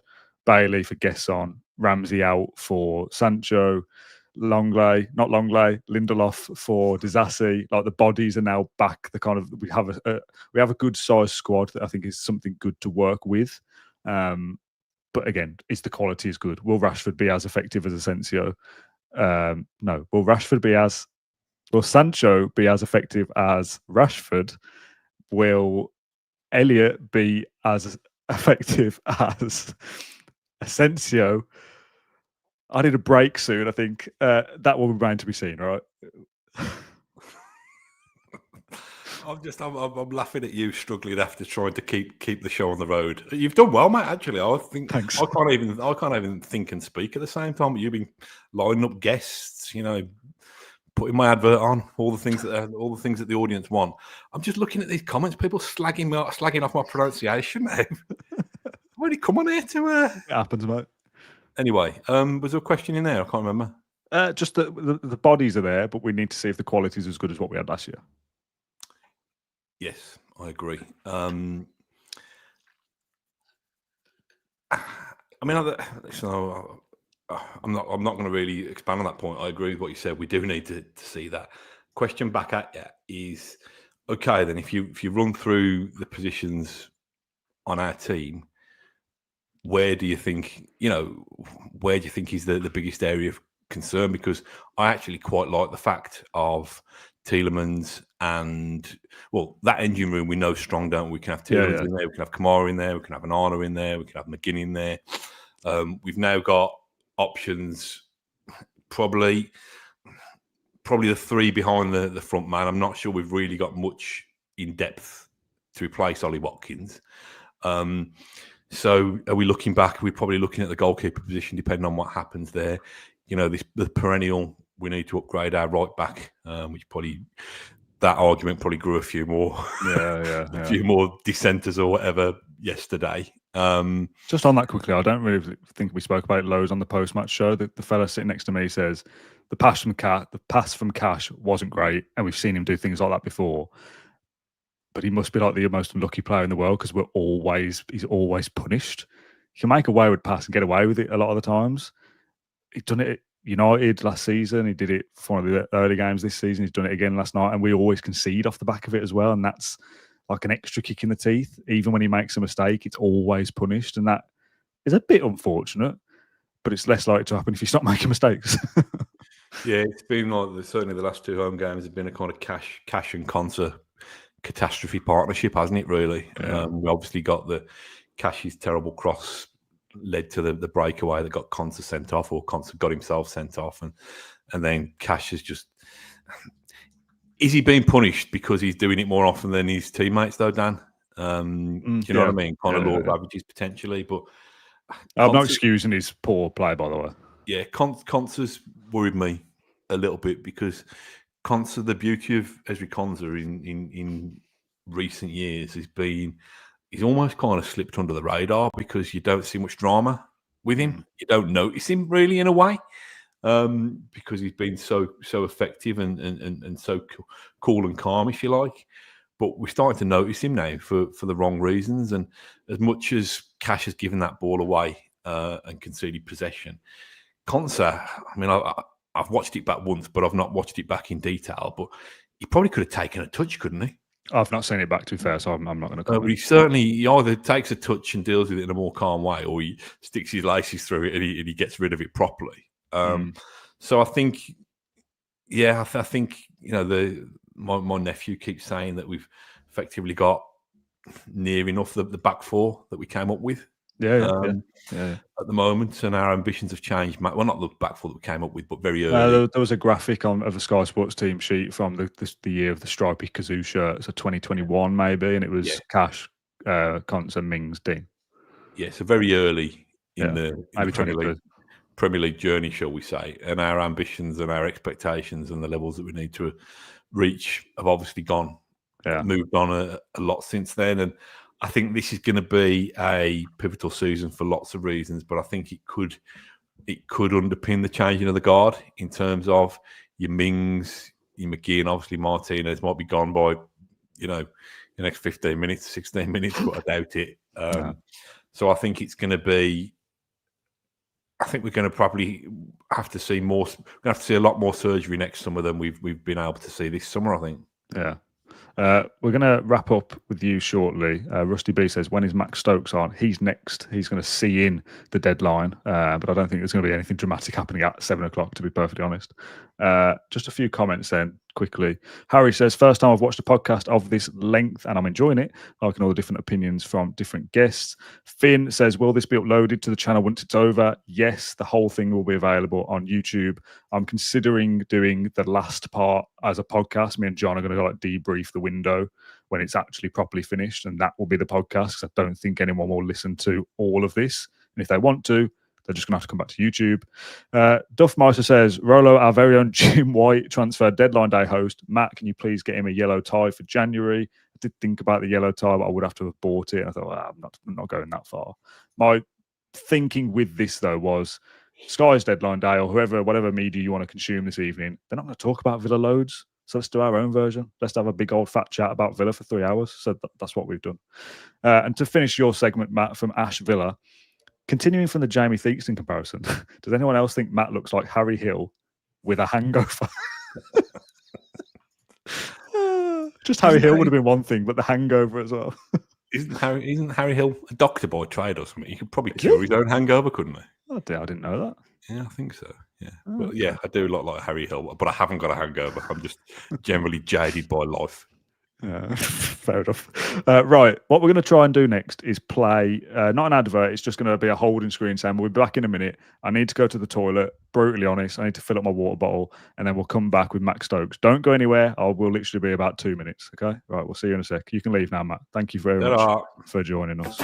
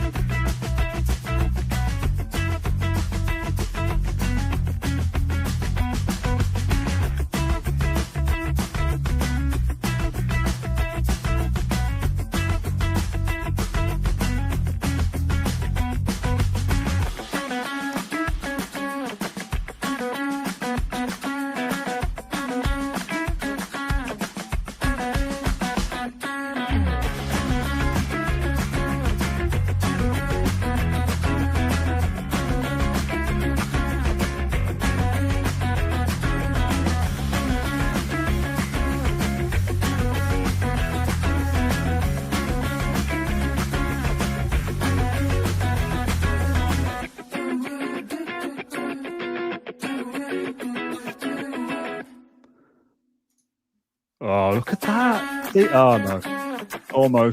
Almost perfectly seamless little break there. We're back. Max Stokes, how's things, mate? I'm not too bad, Dan. How are you, mate? It's been a busy day so far, isn't it? Well, it really has. 1 hour 45 into this stream, and I've just had my first toilet break. It was just a wee. I filled up my water bottle, not with the wee, as I saw in the comments. I do not drink it. I've got my water flask filled up. I had a toilet break. I'm good now till the end.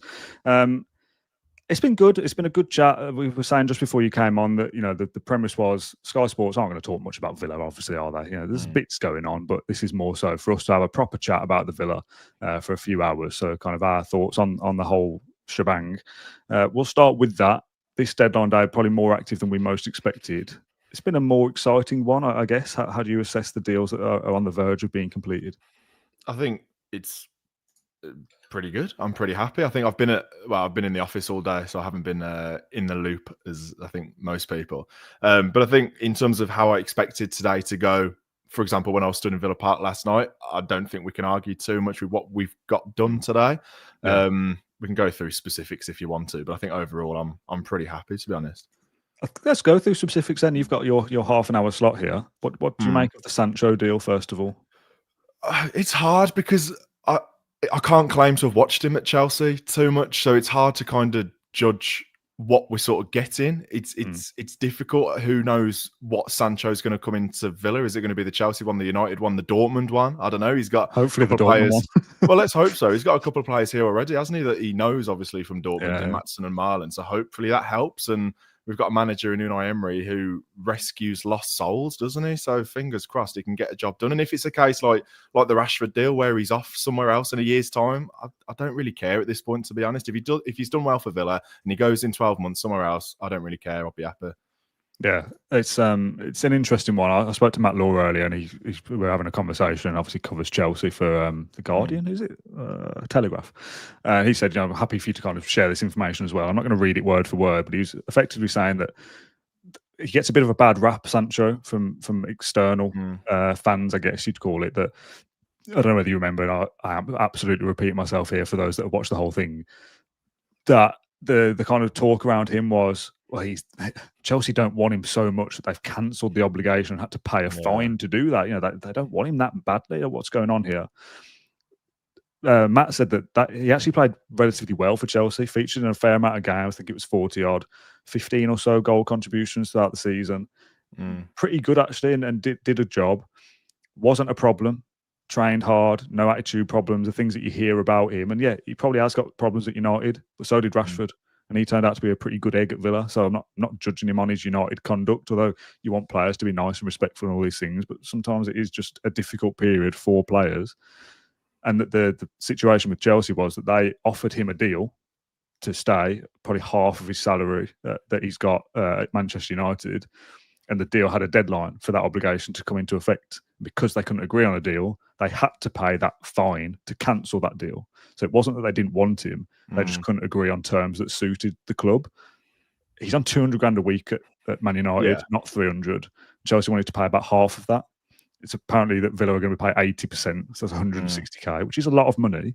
But that's kind of the level that you're at. If you want good players, you are going to have to stump up and pay it. Villa have done a lot of work to get their wage bill down, and we'll still be in like a net positive that we've got rid of more wages than we've brought back in again.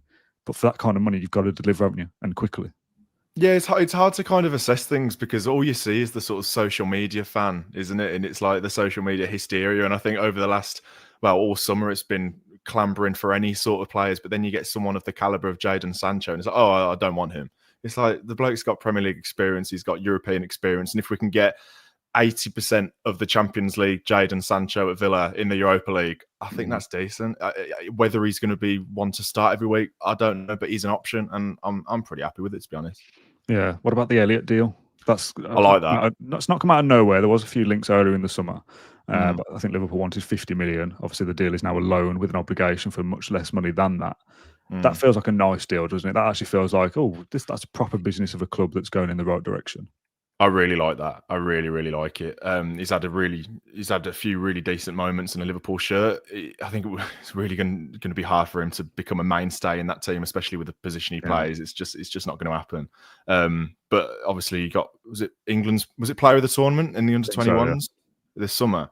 No, it's exciting. I think the Lindelof and Sancho profiles are sort of Man United rejects, but I think the Harvey Elliott one is a really, really exciting one. He's only 22. He's done well at Liverpool. It's not like he's been outcasted there. He's actually done well there. Some of the goals he scored, fair play, man. And he's got a bit of a nasty streak about him. I know you got a podcast, didn't you, about feisty Villa or something like that? Yeah. I just think you are. Yeah, I just think Elliott's got a bit about him. He just seems like he's prepared to get in there. He just seems a little bit nasty. And do you know what?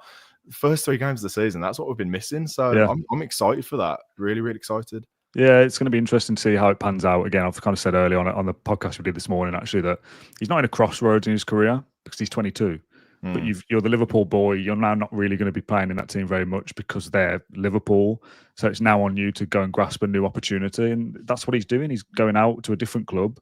And if he comes to Villa and takes the game by the scruff of the neck, he's obviously going to be loved by Liverpool fans because he's one of their own. But you can be loved by a club like Villa as well if you give everything, and he looks like that kind of player. So what kind of role do you expect him to feature in most? Is it 10 or is it out wide? I've no idea. I've actually got no idea. I think it's so hard because we just seem to sign versatile players. Like when Gesson came in, for example, it was like, okay, he's played majority of his games on the right-hand side, can play down the middle, hasn't played too much on the left-hand side. And all we've seen of him so far is him on the left-hand side. I know it's been fleeting moments. Obviously, he started last night, but that was his first start. So it's hard to kind of tell. It depends who's fit as well because, you know, we're pretty stocked now behind Ollie Watkins in that sort of attacking line. So it's who's fit and then it's sort of work around that. But I don't know. I think obviously he's not the quickest. Again, same with Sancho. I don't know if he's the quickest, but we've never really had that on the left-hand side anyway, have we? So I don't know. I think Sancho probably would look to be on that left-hand side with Maatsen potentially, and then Elliott behind with Rodgers on the right. There's so many options. So who knows? We'll see. Rob Warner in the comments says he's not one of their own. They signed him from Fulham, didn't they? They did. And he was at Blackburn, wasn't he, as well, I think? I don't know whether that was a loan spell or not. He was very young, wasn't he? Really young. It might be when he started out. I don't know if he's a Scouser, but his family are Liverpool fans, aren't they, I think? Have you seen a documentary with his dad? No, but I've got a story about his dad, though, if you want that. Oh, I'm open for anything, mate. I'm ready. My mate Paddy, he went to Slovakia to watch the England under-21s in the summer, and he was having a few beers, as he likes to do. And this bloke came into the bar, and he just started chatting, you know, what blokes do, talking about England, whatever. What do you think about Harvey Elliott? Because this bloke found out Paddy was a Villa fan. Oh, would you take him at Villa? Would you take him at Villa? Paddy was like, yeah, I'll take him at Villa. This bloke disappears, doesn't come back. No idea where he went. Paddy went to go and pay the bill. And it was like a massive bill, drank loads of beers, whatever. This bloke had paid it. Turns out that bloke was Harvey Elliott's dad. Nice. And apparently Harvey Elliott's dad's also his agent as well. So there's a few things I can't share, but he was talking about like specific like fees and how much like he gets and stuff like that. It's interesting. Like no, I'm not going to pretend to be ITK or anything like that. But no, it was actually really interesting. So there's a little tidbit, and fair play, Paddy, without knowing who this bloke was, said, yeah, I'd take Harvey Elliott. So luckily he didn't turn him down, but yeah. Interesting. Yeah, I can't remember what the documentary was. I think it was about Klopp leaving potentially, and there's a section in there, or an episode in there about Harvey Elliott and his dad, who's you're right, his agent or representative or whatever. Yeah. Doesn't come across great in that, kind of very harsh on his son and standards and whatnot. It's interesting. I think Liverpool fans have a bit of like, oh yeah, he's a bit of a, you know, oh really, a bit of a strange. The dad, I mean, it's a strange kind of family or whatever. I don't know why I'm getting into that, to be honest. I don't really care. If he plays well and scores goals, who cares? His dad could be as weird as anything. Exactly. His dad's not playing for us, thankfully. What other little bits and pieces do you want to come to this show with? Because obviously I've spoken about the same kind of things with everybody. Do you want to talk about Martínez? Everybody else has. Not really. I'm sick of it, to be honest, which isn't ideal when you've asked me to come on a podcast and talk about it. But no, like I saw you talking about that Instagram story, and it's like, mate, just read the room a little bit. Like, you're staying now. He's off on international duty. Just the whole thing last night. I think Simon did a really good tweet about like Gay.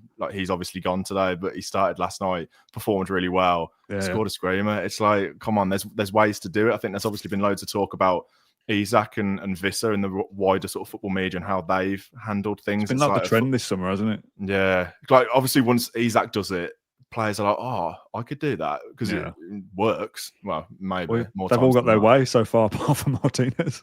There you go. Yeah. So he's made himself look like a right idiot, hasn't he? But he's going to be a Villa player, and I don't know how it's going to go. He's going to play. He's not going to be ousted and playing in the under-21s. That's just not going to happen when he's on that much money and he's a better goalkeeper, fact, than Bizot. He's going to play. So if he keeps a clean sheet at Everton and Sunderland and we win those games, I'll look past it. But right now, it's a sticky situation, isn't it? Yeah, it's a weird one. We were talking a little bit before about the Saudi window and the Turkey window stays open for another week or so, but he doesn't want to go there. So I don't see it happening. He's pushed for that move since January, which is just mad, isn't it? Like it's not a secret anymore that he wants to go, is it? So yeah, it stinks a little bit. What's the steps there then? We spoke before about the internal side of it, of apologising to your teammates and stuff. But if he did come out, I mean, is he going to put an Instagram post out saying I'm sorry? Is he going to do a proper sit down interview with a newspaper or whatever? Like what's the damage control? I don't know. I think I'd like to know exactly what's happened. I'm sure it'll probably come out at some point. It's still probably quite raw right now, isn't it? What exactly spot on has really happened? Because we're all speculating and what's happened literally today? Like, is he on the phone going, "Get me out of here, get me out of here"? Like, we don't know, do we? Or has he had a turn of heart and he's like, oh, actually, I want to stay? Probably not. But I don't know. It'll probably be someone being like, Emi, you probably need to put out an Instagram story or an Instagram post here. Just give him a nudge just to get the fans back on side. And you know what Villa fans are like and football fans are like, fickle. See the story. Couple of great saves at Everton and happy days. We're back again. It will sting. It will sting for a long time. And you know what? I don't think anybody would have begrudged him going in this transfer window. It's sort of the way it's gone on. And that's not all his fault. Obviously, no offers have come in. If Man United come in with 40-45 million at the start of June, happy days. Everyone sort of gets what they want and it kind of works out, but it hasn't come out that way. And it's not really worked out for anybody, has it? Yeah. Well, Max, you're the guest that's seen in the new year, if you like, for the transfer window. It's slammed shut now. It's 7:01. Nothing's happened, has it? Nothing's happened. But just as I kind of, this is a thing that is, if you've seen any transfer window, you'll have heard about things like deal sheets and extensions and whatnot. Just because Sancho has not been announced now and Elliott has not been announced now does not mean the deal is off. It does not mean it's not going to happen. Of course, things can change and it may not happen, but it's not because they've missed the deadline. We're pretty sure that Sancho is done and will be announced soon-ish, and Elliott the same. The deal could be completed technically at, say, 8 p.m, but not announced till 9 p.m, 10 p.m. Or it might have already been done and they're just doing their photos or something. Yeah, now. exactly. That's what I mean. Loads it's formalities media stuff at this stage. Yeah, and what's the strategy? Well, we'll do Sancho at 7:30 and then give that a bit of love, and then we'll do Elliott at 9 or whatever. There's a whole thing for this kind of stuff. To just kind of want to put that out there. The deals aren't off because it's now 7 o'clock. There's a whole thing to come for that. I was going to make a point I've completely forgotten. Michael said, yeah, exactly 2 minutes. This was before, and it's short. Where are the confirmations? They don't need to be done yet. The deals can still be done separately. We've heard nothing to suggest that either move will not go ahead, so should all just be fine. The deal sheet is a thing. You'll see a lot of stuff about that this evening. I think the one that springs to mind is the Sunderland documentary. Yeah, I think it was 1 January deadline day where they were desperate for a striker and any championship journeyman striker. Adam Lafondra, what's he up to? It was Will Grigg in the end. That was it. Yeah, that was the one. And then Daniel James as well. That's when he went to. Was it when he was having a medical? Yeah, he was having photos and stuff. Yeah. Was it? No, he was having his photos at Leeds, but then he joined Man United eventually. And there's loads of funny stuff that happens on a deadline day, but it will happen. Don't panic. I mean, it's obviously slightly different because normally deadline day is 11 p.m. or it used to be midnight. And then you see deals you see clubs tweeting at 2 a.m. and stuff. And you wake up on a morning and there's deals done overnight. So no panic whatsoever. If you bring that forward, deadline 7, I think announcements 9-ish potentially. We'll obviously see. We've had a few donations, which I'm going to give a shout out to in a sec. Recruit says, been watching since Brighton 6-1. This podcast keeps me entertained while driving for work. Please make longer episodes. We did want to do 1 long episode a week, not 3 hours, but we can look into that. Colin donated €10 with no message, so thanks, Colin. And Andrew, a £5. Great live show. Truly, if Emi came out and said he had dreamt of playing for United growing up and now it hasn't, he's still fully committed, most would still be okay with that. I mean, yeah, if he holds his hand up and said, look, this is what I wanted, but things have changed, it's kind of whatever, right? Like you said, I don't think you begrudge him leaving if it's done in the right way. Not playing in the game before the deadline day, whether that's his decision or Emery's, either way, it's still it's a joint thing, isn't it? If Emery doesn't think you're ready, that's also on you as well. Whether you said I'm not playing or not, you were perceived to be not ready. So that is kind of on you.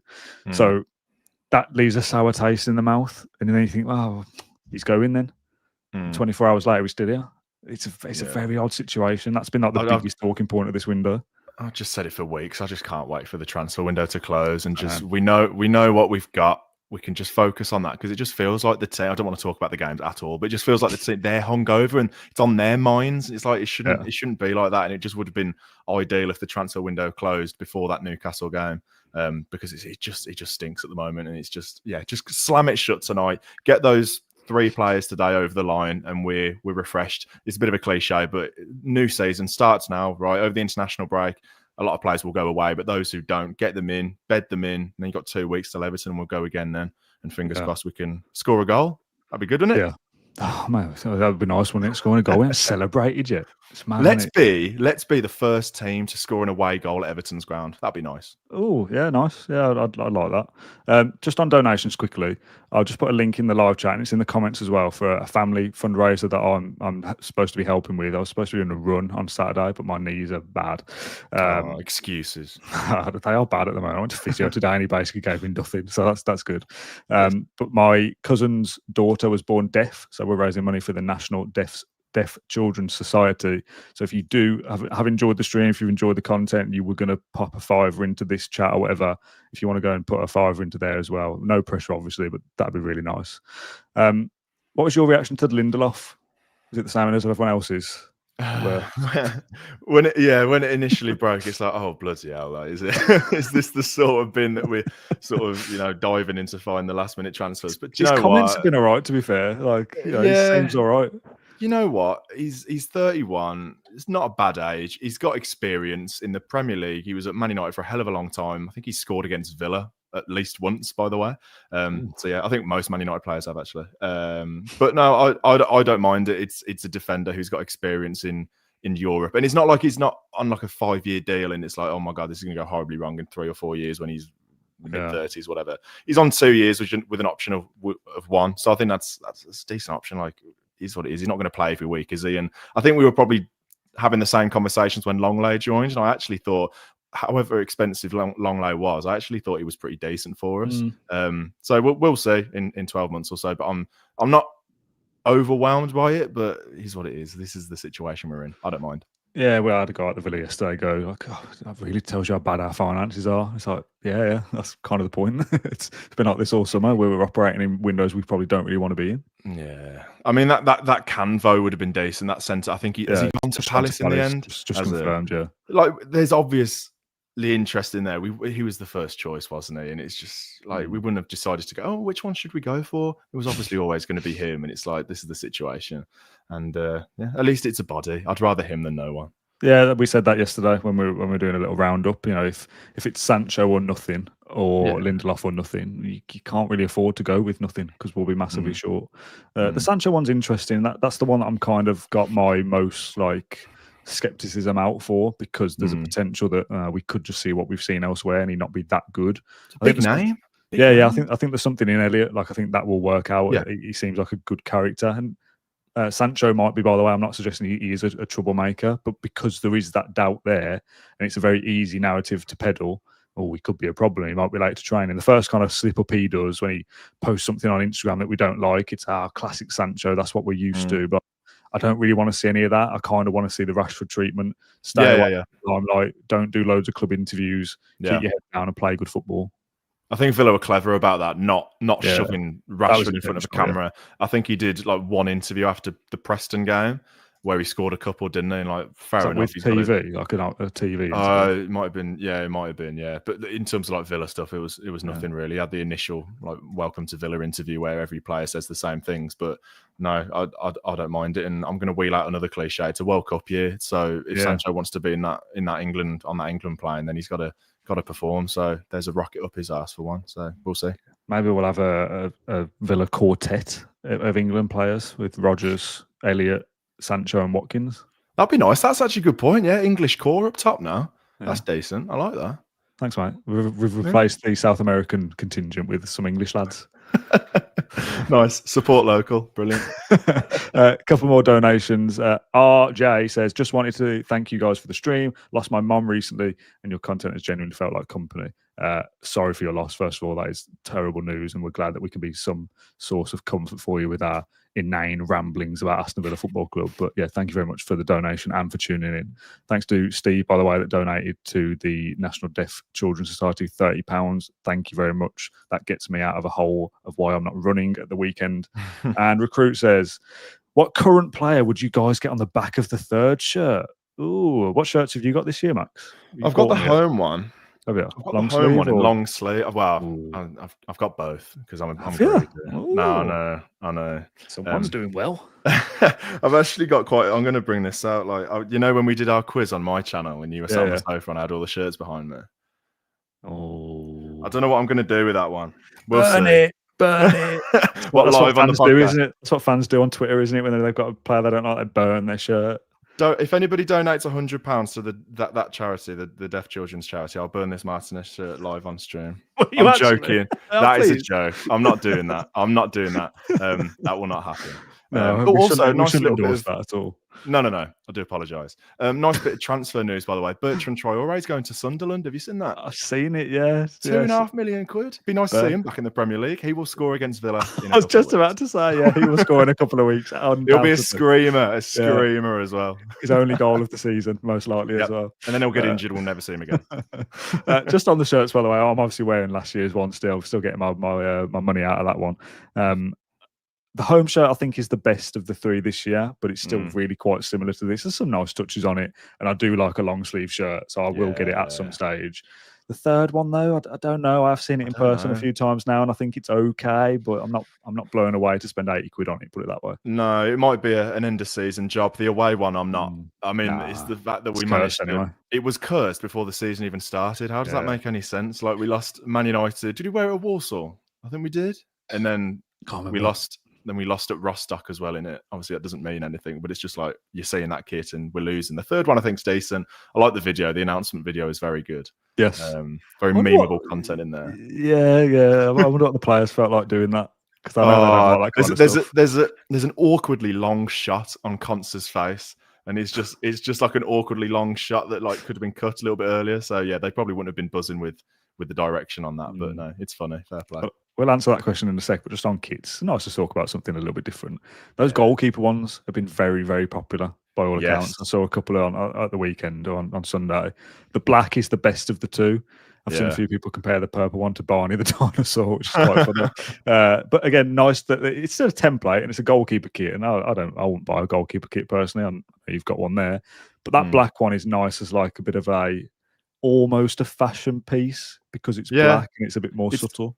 It's kind of like that Oasis vibe, isn't it? That people seem to wear to the Oasis gigs. The purple one's a bit rascal. I don't think I could pull that off. I mean, fair play if anybody does, but yeah, not for me. But yeah, the black one, it's like the blackout kits, isn't it? It's quite smart. And that I'd rather that have been the away kit, to be fair. Just because like the trefoil and stuff like that. Yeah, it's smart. I think they've done well with the kits this year. It could have been more adventurous, but I think that's what the third kit's for. Have you got a name on the back of yours to finally answer this question? No, I partly because of the age I'm getting to now, and it will go wrong because they'll leave or be rubbish. So I just want to keep it for myself. I only tend to get the names on because of doing stuff like this, and I can hang it in the background and stuff. Yeah, true. I think maybe McGinn is one I'd like. I haven't got a McGinn shirt. I probably should get one. See, I've got this really weird thing where I don't know how I explain this, but some of them just look right. Some name and number combinations really work. Like M Asensio 21 had a really nice balance to it. It's really hard to really explain. I've got exotic names, isn't it? I don't know. I've got Rogers 27 on that, and it don't really look right. It looks clunky and big and weird. Like McGinn 7 looks nicely shaped. And I don't know. I'm a weirdo basically. That's up. Yeah, I'll let you take that one. Yeah. No comment. Just to finish that point, Calmot says, what's on the back of the shirt you're wearing now? This is Watkins 11 on the back of this one, which my story for this was I bought it at the end of the season. It was 25 quid. I thought, great deal. I'll get it printed as well. The printing with the Premier League badge was also 25 quid. Bit of a rip-off. It's now 50. Still cheaper, obviously. And I went to the front thinking, I want McGinn 7. And the guy said, "What do you want?" And I said, "Watkins 11." Don't know why. I just came out and said it. And I thought at the time, well, there's a chance he might leave, right? What if Arsenal come? This was before the last game of the season, I think. And I was like, I should have got McGinn, but thankfully he's still here and it's still relevant. So yeah. And Bardell's back. He says, "Is that shirt fake? Colour looks weird." I spoke about this earlier. The blue is coming across really saturated. And you know the fake shirts, the colours just aren't quite right. You can tell that's genuine, but it's you can tell that's not fake. The claret's right. It's always the claret that gives it away with the fake shirts. The blue's really bright as well, and the big white logo around the edge of the badge. Yeah, it's genuine, I promise. Right, I want you, Max, to wrap up this little section on Martinez for a guy in the comments, Kavanagh Connolly. Yeah, I've missed the last few hours. What's the story with Martinez? Go on, Max, summarise. Well, he joined in 2020. How far back are we going? What, like this transfer window? Just the last week, maybe. He's obviously been itching to move, hasn't he? But then I remember like, Brentford away, he was blowing kisses and tapping on the badge. So I was like, okay, decent, right. We're cracking on now. Put that stuff behind you, and we're cracking on. And then it's just the whole thing today. People have been tracking planes to Antwerp, which have then been cancelled and gone to Copenhagen, which then some Villa fans thought we were getting the Antwerp goalkeeper, but the Antwerp goalkeeper has gone to Manchester United. So that basically blew the Martinez stuff out the water. That wasn't happening. He was linked with Galatasaray, came out very quickly. He didn't want to go there. The Saudi stuff, there was never anything in that. Obviously, he was linked to Atletico Madrid at the start of the summer. That's gone quiet because Oblak never went anywhere. So nobody wants him, essentially. I think it's pretty clear that he's always really wanted to go, but nobody wants him that he wants to go to. So it's not going to happen. And he's going to be in a Villa shirt in a couple of weeks, probably. Yeah, it's going to be a real one to keep your eye on for sure. What happens with Martinez? It's because you're right. What you said earlier, we are going to need him. He is better than Bizot. He will play. Bizot's fine. He has to play. Yeah. But what kind of level are we getting out of him? Is he going to throw a strop when we concede the first goal and then just throw it in? How are other players going to feel about him as well? Because those comments from Mings were prickly. So only they know what the sort of vibe is behind the scenes. Thank you. Because like if you've got a group of mates and one of you's messing about and like annoying other people within your close group of mates, it's going to be like herd mentality against him. So I obviously they're all professionals and they're paid a lot of money to put that behind them and crack on and win football matches. But it's only natural that it might be a little bit weird in the dressing room. Hopefully Emery can stamp on that and get rid of that. But they've got to get over it quickly because we need to start winning football matches. Yeah, there was I can't remember what club it was or what ex-pro it was, but I remember hearing a story at one stage of like there's a lot of players that don't get on. Because you got to all really competitive, all maybe want to play in different positions. That they're all the wingers have only got one slot, or the keepers have only got one slot, whatever. There's a group of 30 blokes there. Chances are you are going to get personality clashes. So it is. Well, it's like the office. It's like the office. You don't like everyone in the office, do you? You just sort of grin and bear it sometimes. But yeah, exactly. But when it's football and you've been through this journey together and you've been there for a long time, and your friends and your partners or your girlfriends, wives, whatever, their friends as well, it all becomes a little bit messy. So it's going to be interesting to see what happens. I'm just going to screen share something with you, Max, very quickly, if I can press all the right buttons properly. This isn't an announcement, by the way. It's we were just talking about the donations. Here it is. Recruiters has donated £100 and says, "Tell him to burn it, Dan." Oh my words. So thank you, first of all, for that donation. That is fantastic. Great effort. Thank you very much. Are you going to do it? I can't make you do it, and I'm not going to. I don't know. Why did you put me on the spot? I can't believe someone's done that. That's very kind that someone's done that. I really appreciate that. Maybe. Yeah, I bought this shirt. I bought this shirt from Dan Bardell like a few years ago. Yeah, I'll definitely burn it then. Yeah. It's still got his DNA on it. But no, it doesn't fit me. So what size is it? Small. No, it's large. Small. Is it large? It's large. If anybody wants to buy it, I'll donate that money to the charity as well. So that's a good compromise, I think. Yeah, okay. We'll go with that. Drop me a message on Instagram, Twitter. We'll get it sorted. Yeah, we don't really want to see people burning shirts when it could be donated to somebody who actually wants it. So if you want that, get in touch with Max and we can make something happen. Nice one. That's a nice little end to your segment, Max. Thank you very much for joining me. Just very quickly, if you had to summarise the window as a whole, how do you feel about it? Good, bad, different? We've coped. We've coped with what we've been dealt with. I never want to talk about accountancy or finances or acronyms. We'll be doing that, I'm sure. Can we just park it for 3 months at least till January? No, but I think it's we've sort of coped with what we can, and I think we've, especially with today, if everything goes as planned and we get the players over the line, I think it's pretty decent. And we've got enough bodies in the door now. I think we were purely looking at getting people through the door like yesterday and previous, but I think now we've sort of done that, and I'm content. I wouldn't say I'm happy or angry at Monchi, or I want Monchi out or anything as drastic as that. I'm content, and I just want to get onto the football now. Yeah, absolutely. One thing before you go, I've been sent a quiz question from AVFC Stato. Do you want to handle it? Yes. I love quiz questions. Okay, so since 1997, before you were born, 6 players have moved from Liverpool to Villa, either permanently or on loan. Can you name those 6 players? Oh, this is horrible. I'm on the spot. Liverpool to Villa. Who've we signed from Liverpool? I'm going to go through the Comments can positions. help you out here as well if they want to. I can think of players who've played for Liverpool and Villa, like Pepe Reina came to mind then, but obviously that was from AC Milan. When were you born, by the way? 2000? 2001. Thiago Ilori, or was it Reading? Was it that is one? Is he one? That is one, Decent. yeah. It's one of the 6. So 2 of these players were before you were born. The rest of them are after. Ali Sissoko? Was he in Turkey or something? No, not Sissoko. There's some help in the comments. It's whether you want to cheat or not. I'll say help. I can't see the comments. I can't see the comments, to be fair. Can you give me like any positions or years or anything like that? Well, just as a bit of a quick cop out, in the same way that Rashford was the most recent one on Harvey Elliott. Dan's question, Elliott is one of the 6 as well. Yeah, so forget that. Ilori is then the one before that. The one before that was a goalkeeper. Goalkeeper. Late 2000s. No, Late mid to late 2000s. 2007. No, She'll be on the spot all night here.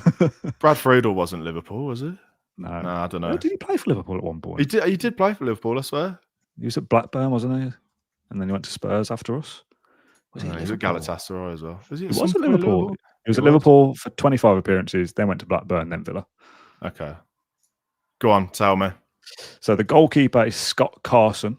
Okay, yeah. 2007. And the one before that was a striker or a forward to kind of... Peter Crouch? No. Don't know. 2005, Milan Barros. Okay, yeah. And then the other 2 were before you were born, again, a keeper and a striker again. Nah, I don't know. Not going to get them. Not going to get them.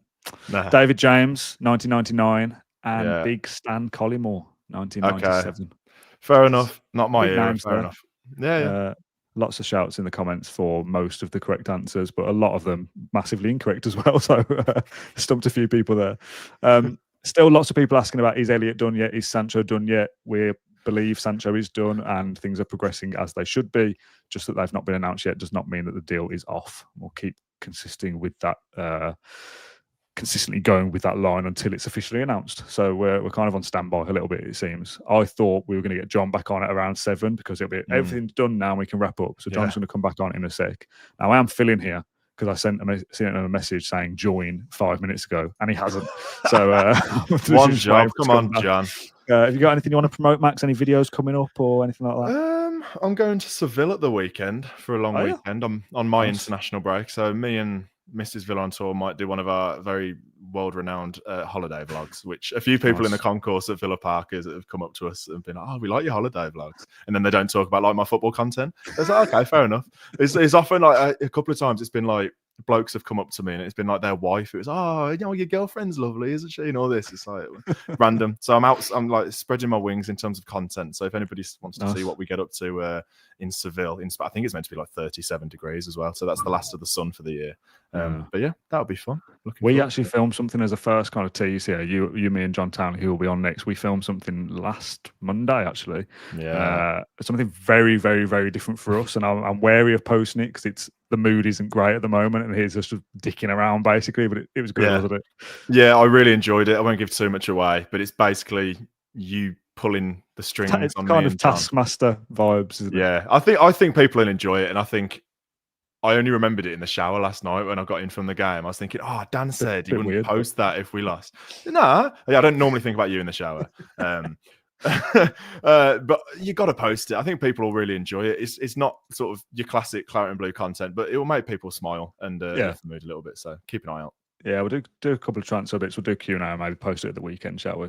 Yeah. Right, Max, I'll let you go. I am going to play the NordVPN advert, and then we'll get chatting with John Townley. Cheers, Max. Being a working from home bore can take its toll, so occasionally I swap my tracksuit bottoms for actual trousers and head into the office on the bus. Even from the top deck of the number 9, the graft never stops, sparking up my laptop to plough through a list of urgent business critical tasks. After all, the brilliant dad jokes I deliver on Claret and Blue don't write themselves. Of course, travelling by public transport and using public Wi-Fi on my phone hotspot makes me, my laptop and my hilarious gags susceptible to attack. Not anymore, thanks to NordVPN. Now I can craft my side-splittingly funny funnies without fear of lurking comedians hacking into my computer to steal my material and passing it off as their own on Live at the Apollo. To get the best discount of your NordVPN plan, go to nordvpn.com/claret and blue. Our link will also give you 4 extra months for free on the 2-year plan. There's no risk with Nord's 30-day money-back guarantee. The link you need is in the podcast description below. NordVPN is like me having my own little cyberbuzz bouncer. Oi, Baldy. Shift. Although it still doesn't stop the big kids kicking me out of my own seat. Right then, John Townley, welcome back to the show. How's things, mate? Oh. You are live. We are here. How are you? Yeah, I'm good. I believe Villa may have just submitted a deal sheet for, I say just, that would have been earlier, for Harvey Elliott. Okay, nice. Everything we believe is on track. About an hour ago, I was told, hello everybody, by the way, hello Dan. About an hour ago, I was told everything was progressing, but announcements weren't due then. Whether Sancho is announced soon, I don't know. We'll find out. But if anything happens, I'll let you know via my phone. We're going to keep an eye on things. We've saying before you come on here that when the deadline is 11, sometimes you see things drop 2 a.m. in the morning. So if you bring all that forward, that 7 is the deadline, you might not see things till 10 or 11 tonight. You know, it's difficult to say at this stage because, as you said, things are progressing as expected. But nothing is right, John. Announcement at 8 o'clock. Like there's no kind of formal things are happening, but there's no concerns or worries that these deals will fall through. Right, so we're all pretty relaxed about the situation. I've been live, John, for 2 hours and 21 minutes. I'm starting to feel it a little bit, to be honest. I'm starting to slur my words, it feels like, but I'm enjoying it. It's been good fun. It's been some good different opinions we've gone through, some different talking points. Now, for those that are watching live on YouTube, this video will obviously remain as a YouTube video, but we think the best course of action from a podcast perspective is just to upload this next bit. And that's no disrespect to our previous guests, but this is a roundup of the window. We're going to rank it. We're going to talk about loads of different individual bits and pieces, and obviously kind of still be on standby for where's Harvey Elliott and where's Jadon Sancho. So I'm going to actually do like an intro of like we're doing a podcast now. So bear with me a second. This is going to sound quite weird. John, are you ready? Yeah, this is like a peek behind the curtain, I suppose, for people watching. A little bit, yeah. Come on, John, do this, do that. I'm very strict. Right, okay. Hello and welcome to Claret and Blue podcast. This is an excerpt from our bumper live stream on deadline day. It's currently 7:30 on Monday night. The deadline has slammed shut, but we're still waiting for confirmation on Harvey Elliott and Jadon Sancho. There's no cause for concern, and by the time this podcast comes out, they've probably been announced anyway, so we're not even going to get into that on this episode. This is our kind of window wrap-up. We always do this every year, and we normally kind of log on at this kind of time or after the deadline and say, right, let's discuss it all now it's all finished. We've obviously been doing things throughout the evening on YouTube. So I've been live, for context, for 2 hours and 23 minutes. So I'm feeling it a little bit, and I'm starting to slur my words and get a little bit fidgety and whatnot. So John, I'm kind of going to need you to guide me through here with your professionalism.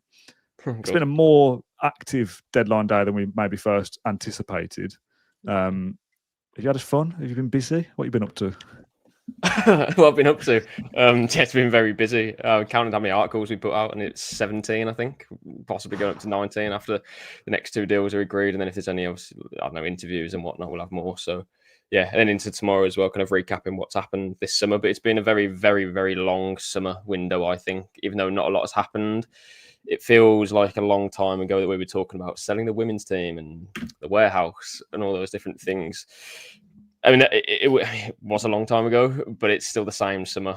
Villa, next summer we're going to have different battles and challenges. That'll be made easy if we can achieve our objectives this season. But for now, if we just look at what we've got, we are 3 games into the season. It's been a terrible start.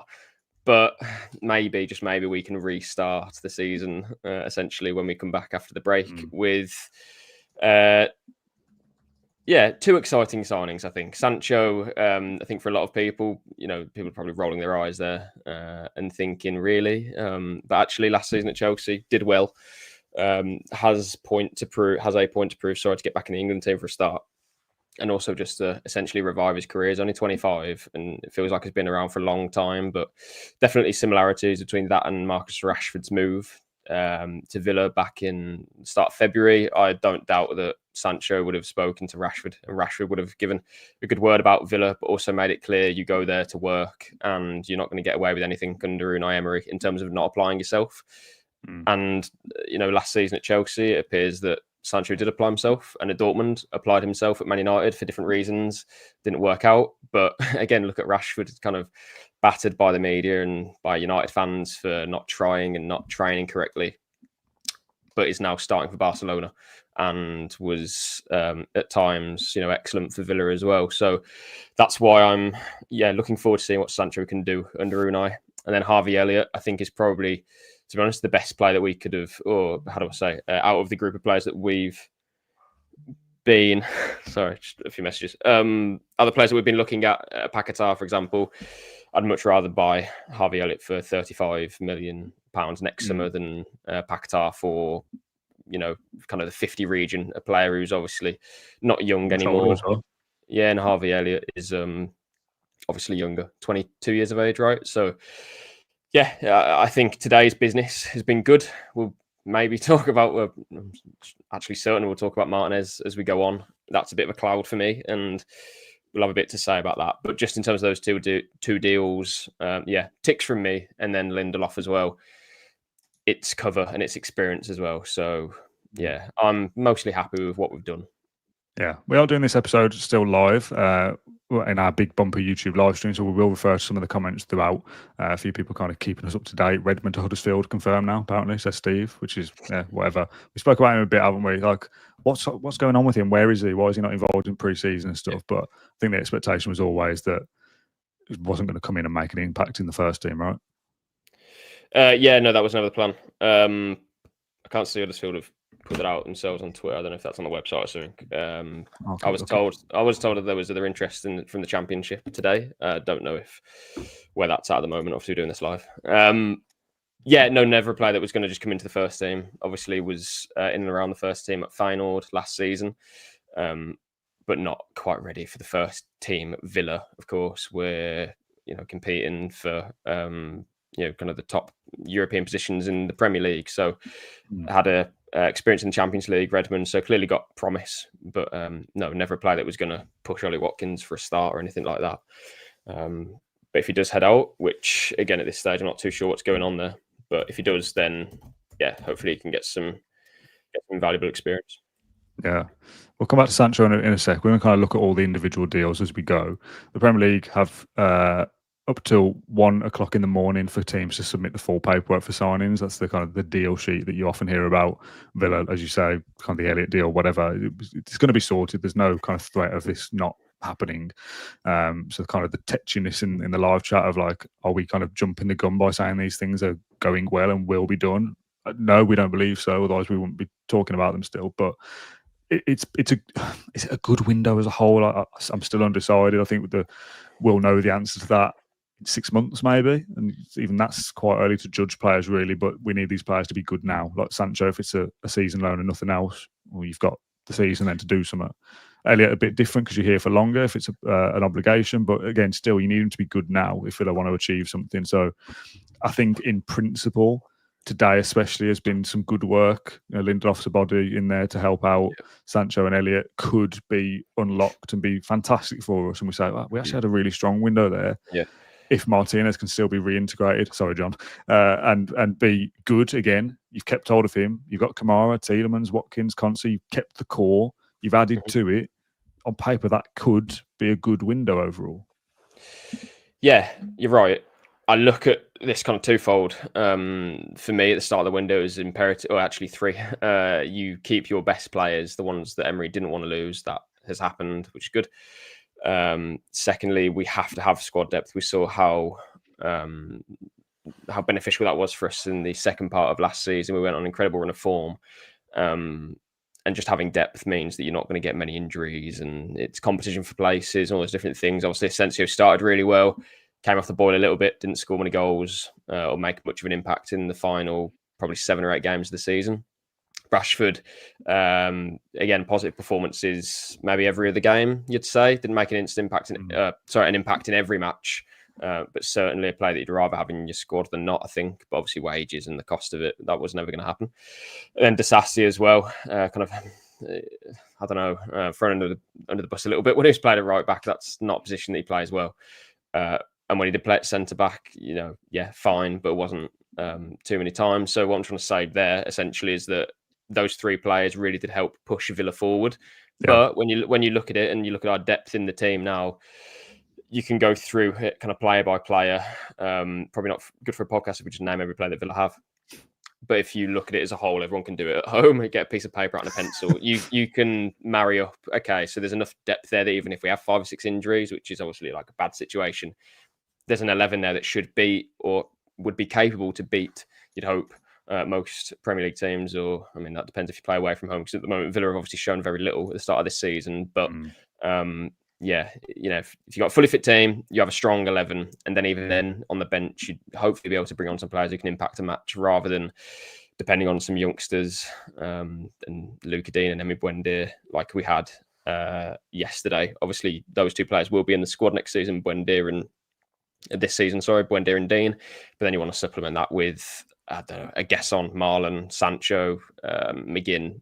That's a much more a much more superior bench than what we had last night. Yeah. And in the Europa League as well, like Buendia can start against Go Ahead Eagles. He can play against those other teams and take the load off someone like a Rodgers if needed. Like, you've got options there. The only thing I would say is that do we have enough quality to really kind of cement ourselves next season as a team who can finish in the top 6? That would be my question now. I think you're asking quite a lot from Gesson and from Marlon and from Sancho and also from Harvey Elliott, because if those players don't show what we want, at least from the start, I include Marlon in that because I still think it's quite early in his Villa career, considering he hasn't played that much. Yeah.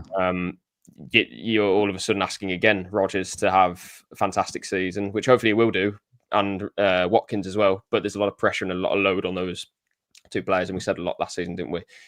You need players to be hitting double figures. Villa last season had 3 in goals and assists, and Tielemans, Rodgers and Watkins. That has to improve. So yeah, Harvey Elliott, Marlon, Gesson, and Buendia, you put in that as well, and Sancho. They need to start contributing from the start, really. Yeah, and to a certain extent, a lot of that isn't really going to be hard to improve on what was there before.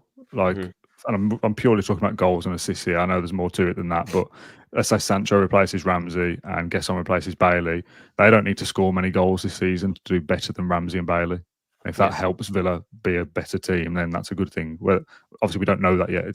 We've got to wait and see these players fit into a system and see them regularly and consistently enough to make those opinions. But on paper, we've at least done something. How many conversations, John, have we had about, is there any chance Villa do nothing? And we were kind of like, it's difficult, but probably not. Surely not. We have to do something. Yeah. And when whatever parameters we've been able to work in, we've brought in 3 players on the last day. Like, that's, I would say you can't really ask for more. You can, and if we could spend more freely, we would have more. But we've kind of done what we can, and that's better than sitting on your hands and doing naff all. Yeah, and we were told on Friday, like, Villa are going to do something. It just depends what. And as we reported, Marco Asensio was very difficult, and that was something that Villa obviously couldn't do in the end. They obviously tried for Paquetá. That was played out in the media, really. And that was he a wanted weird little period, wasn't it? Yeah, and 12 hours or so. Yeah, and again, as we say, he wanted to come to the club. There was obviously debate over whether he would even play against Forest, and he brings out a celebration to suggest otherwise. Lies. He wanted it. And then obviously Villa moved for Harvey Elliott. So in the end, I think we've got, as I said, probably the best deal out of all of that. Somehow we've kind of worked our way into that situation. Hopefully that gets over the line now. Again, deal sheet is in. So yeah. And then Sancho intrigues me. So again, like, I think I'm I don't know, maybe 5% more excited for the Everton game now than what I was last night. And probably actually more like 200% more excited for that game. But you still look at the squad as a whole and think, okay, but everyone needs to improve it because we've been terrible at the start of the season. That's it. So I think you even look at something like, or you look at Unai Emery, for example, and this is kind of the first time he's really been questioned, I think, in terms of tactics and to this extent, or whatever it may be, like the players, lack of intensity, all those different things. There's a lot of factors that are going into Villa's poor start to the season. So that's why we can't sit here and say, oh, Sancho and Harvey Elliott, yep, that will solve it. We could win a few games on the bounce here. I don't think anybody thinks like that. It's just okay, this is a dose of positivity. And especially in the Harvey Elliott case, I think that's something that we're all going to be excited to see. And Sancho is a opportunity, I think, for Villa and the player, to be perfectly honest. So hopefully something can work out there. But we can't kid ourselves. It's been such a bad start to the season that we're not all of a sudden thinking that, fortunes are going to turn on its head. Players are now going to go away for international duty. Maybe that's a good thing. They can come back with fresh energy, kind of in a different environment, playing with different players, come back to Villa. Emery can have a bit of time to himself and to plot, the start of the season again, really, with these new players. It's not many of them, and you then expect Lindelof to be playing a lot of football next season. But again, that's just a body. But the two players I mentioned, Harvey Elliott and Jadon Sancho, it's a chance for them to get amongst it when all of the rest of the teammates come back, and hopefully we can, form a bond as a squad. I just think the Emi Martinez thing is such a frustrating kind of blot, really, over this summer window. We've had so many different challenges with financial rules. It didn't have to be like this, but unfortunately, it's almost like it's like one of our own has also made this a hard window. Yes, absolutely. For those watching on YouTube, peek behind the curtain here. I've obviously been talking a lot all night, and I'm going to be repeating some of the same things, but this is for the podcast audience as well. So if you have heard me say these things before, that's why. Action, John. Steve says, why didn't we spend those wages on Grealish instead of Sancho? Things like this I don't understand. Grealish is on more than Sancho. Yeah. That's a fact. Yeah. We did a video, didn't we, at the start of the window, and I was advocating I want Grealish back, and I felt like it was a unfinished business for him at Villa. And I'm not just saying that. Oh, of course I'm not, because the season only started a couple of weeks ago, and we were saying this, or I was saying this previously, that I think I would like to see it, especially with knowledge that Ramsey could go. It hasn't turned out, and we kind of move on. He's obviously playing well for Everton, and expect him to play well this season. Did we do our big predictions on the preview, Dan? I think we did. Yeah, I think so. Yeah. Not Everton as a dark horse, didn't you? Yeah, and I back to Grealish to have a chance again in the World Cup squad as well, and I think that could be a possibility. But anyway, we won't talk about Jack too much now. It's more money than what Sancho was on. And then shortly after we, put that piece out and did a podcast about like the Grealish debate, we were told from different sources that's not something that was going to happen. Basically, I don't know exactly why, but no doubt the wages would have been a key sticking point. Yeah, absolutely. I had a great post sent to me from Teep, who sent us a picture. I can't show it. Obviously, it's a podcast. Me and the missus are chipping away at a crumbling cement on the front of the steps here, listening to the Claret and Blue podcast transfer live show. All the while thinking how this work is analogous to the transfer window, chipping away at parts that are no longer any good, preparing for an improvement. Can't possibly just tear them down entirely and build the house without breaking the bank. On second thought, maybe this is more of a who's doing all the work here? Who's doing all the work? Still feels good to take out some frustration with a hammer.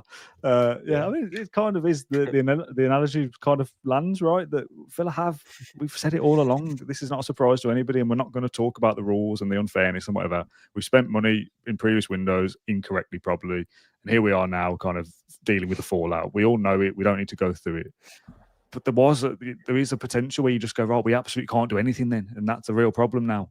But they've done bits. Sancho, they've done bits like, it's a good thing. But they've done bits of business. Yeah. Sancho could be great. Might not be. Harvey Elliott could be a great signing. Might not be. Obviously, you don't know, but you've got to try. You've got to do something. And it's painfully obvious watching the first 3 games that Villa needed to do something. So we've tried, and now we will see.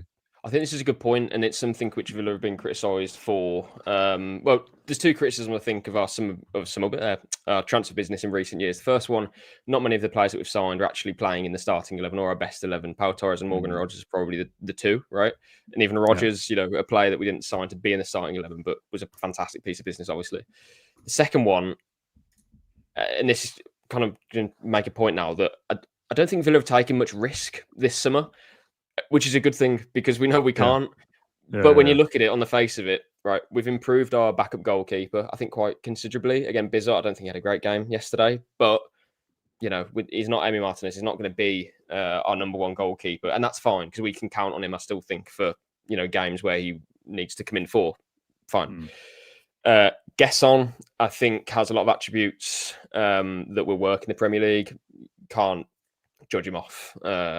A very small sample size so far, and the price that we've signed him for is, pretty. Well, I don't know. It wasn't a lot of money really compared to what some clubs are spending on wingers. You look at like 50 million for Madueke and even 40-ish million was it for Hutchinson. So, Gesson, I think that would be a good piece of business, or certainly again limited risk there.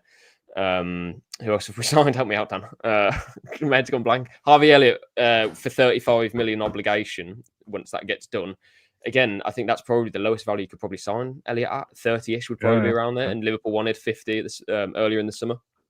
And then Sancho loan, no strings attached, fine. Free transfer for Lindelof, and then we've obviously signed one more player, which has completely skipped my mind. Or have we actually? Am I thinking that's it, I think. Zeppi Redmond is the player I'm thinking of, but we spoke about him earlier. So Villa haven't really taken on much risk this summer. We haven't signed Asensio at the age of 29 and we're paying big wages. That's a player who would come in and it's kind of like a plug and play, but at the same time, risk attached because he's, I'll say old. He's not old, but it's big wage for a player that has no resale value. That's the point I'm trying to make. So that's why I don't, I think that's, and, kind of boxes tick there as well, I guess. Yeah, it would be foolish for Villa to take a risk. And Renewed there in the comments says Sancho is a risk. From a playing perspective, the wages they're high. 160 grand it's obviously not cheap, but it's a Premier League footballer. They earn a certain fee. It kind of is what it is to an extent. I said earlier, it's got to work. It is kind of Rashford-esque to an extent. If Sancho don't want to be here long term, that's fine, right? But you've got to prove it. Then you've got to show others that you're worthy of signing, because no one's come for you, mate. Like you've got Villa because no one else came. So you're not the big I am. If you want to be that, if you want to go and move to Barcelona or whoever, you've got to play well for Villa. This is it's not last chance saloon, but from a Premier League perspective, it's not worked out at Man United. It's been okay at Chelsea. And I think, as I said before, speaking to Matt Law, they did want to keep him, but couldn't work out a deal before the deadline for the obligation was put through. It wasn't a problem at Chelsea, by the way. Like, worked hard, decent for them. Good goal contribution return, did okay. But this is like, no, I never kind of. You're 25. You, I'm sure, want to play in the World Cup. Is that possible to be that good to get into the squad? Yeah. Maybe. You've got a whole season. That's on you then. You now play for Villa. Emery wants you. It's a good manager, good tactician. We'll put an arm around you and help you. If you accept that help, you can be good. It's on Sancho now, so it's a risk from that perspective. But we can't. None of us can control that. That's on the individual to do something. Elliott's a little bit different. He's leaving Liverpool with the, well, I've got to go and forge a career somewhere else now. So he's also got to kind of step up and take the game by the scruff of its neck and run with it. So that benefits Villa as well. So it might take time for these players to gel, is the concern, and maybe we are cut adrift in the next few games because we still haven't quite picked it up. Yeah. But I think it will start to come good because there are good players there. It's just not, for the start of the season so far, been a good start for a various amount of reasons that maybe we don't know. Maybe the Martínez thing has had a bigger impact. Maybe the Ramsey leaving has had a bigger impact. But as I said on the post-match show, you paid a lot of money. You, at some stage, you got to kind of put your big boy pants on and get on with it. You play for Villa. You've got personal benefit here as well from a World Cup year. You know, if you don't want to be here, you've got to perform to get out of the club, kind of, for a positive move. So there's no benefit to Morgan Rogers having a bad season, or any of the players that we're talking about. If Ollie Watkins wants to go to Arsenal next summer, you've got to play bloody well this year then for them to be interested in the summer, and that's a benefit to Villa. So it is all very short term. But I don't really mind that if short term we can also be good. Like if this is very short term for Sancho, but he helps us win the Europa League, which I'm sure will be laughed at from the first 3 games so far, but that's still the aim. Well, the short term isn't paid off then, right? Yeah, no, you're right. And again, I'm excited by it because I think it's a player that comes with the Man United tag, right? Of like Rashford, like other players, they leave Man United and they find success elsewhere, essentially. And the Chelsea move was an interesting one because we've seen players also go there and then be shipped out straight after, just like Nicholas Jackson. No doubt he'll probably do quite well at Bayern, and I think he'd have done very well at Villa. Sorry. So yeah, I don't think it's a situation where Villa fans will, I don't know. I mean, we're not at home now for a little while, so it kind of ruins my point here. But when we play Everton and Sunderland, and when we play Bologna, I don't think it's a situation where we're going to see Sancho and go, oh, it's Sancho. I think it'll be much more of the Rashford effect of like, oh, come on. Like, we know that you've got quality. We know that you've got it in you. We just have to get it out of you. And the only thing or the only way that we can help that as fans is to create that positive environment and to back the player. And when he does his interview and he starts talking about the objectives he wants to achieve at Villa, then everyone gets a bit giddy. And I can see him. I can see him doing well, and I hope it does work out as well. Obviously, for Villa's sake, more than anything else. Just scrolling Twitter, Villa Report has posted an image of Jadon Sancho in a Villa shirt that is not I don't believe it's a Photoshop, but that is obviously imminent by the looks of it. I don't know whether you've got to do any work, John, for that, but it seems like it's on the way. I don't know how we're going to handle this. Everything's prepared and ready to go. I will have to double check something with Villa myself, but it's okay. I'll keep you in the loop. Okay. Do you remember IVFC Stato's just quote to it saying, looks quite weirdly fake? Do you remember when the Rashford images came out before they were official in January and everyone's a bit like, that's a Photoshop, and it wasn't.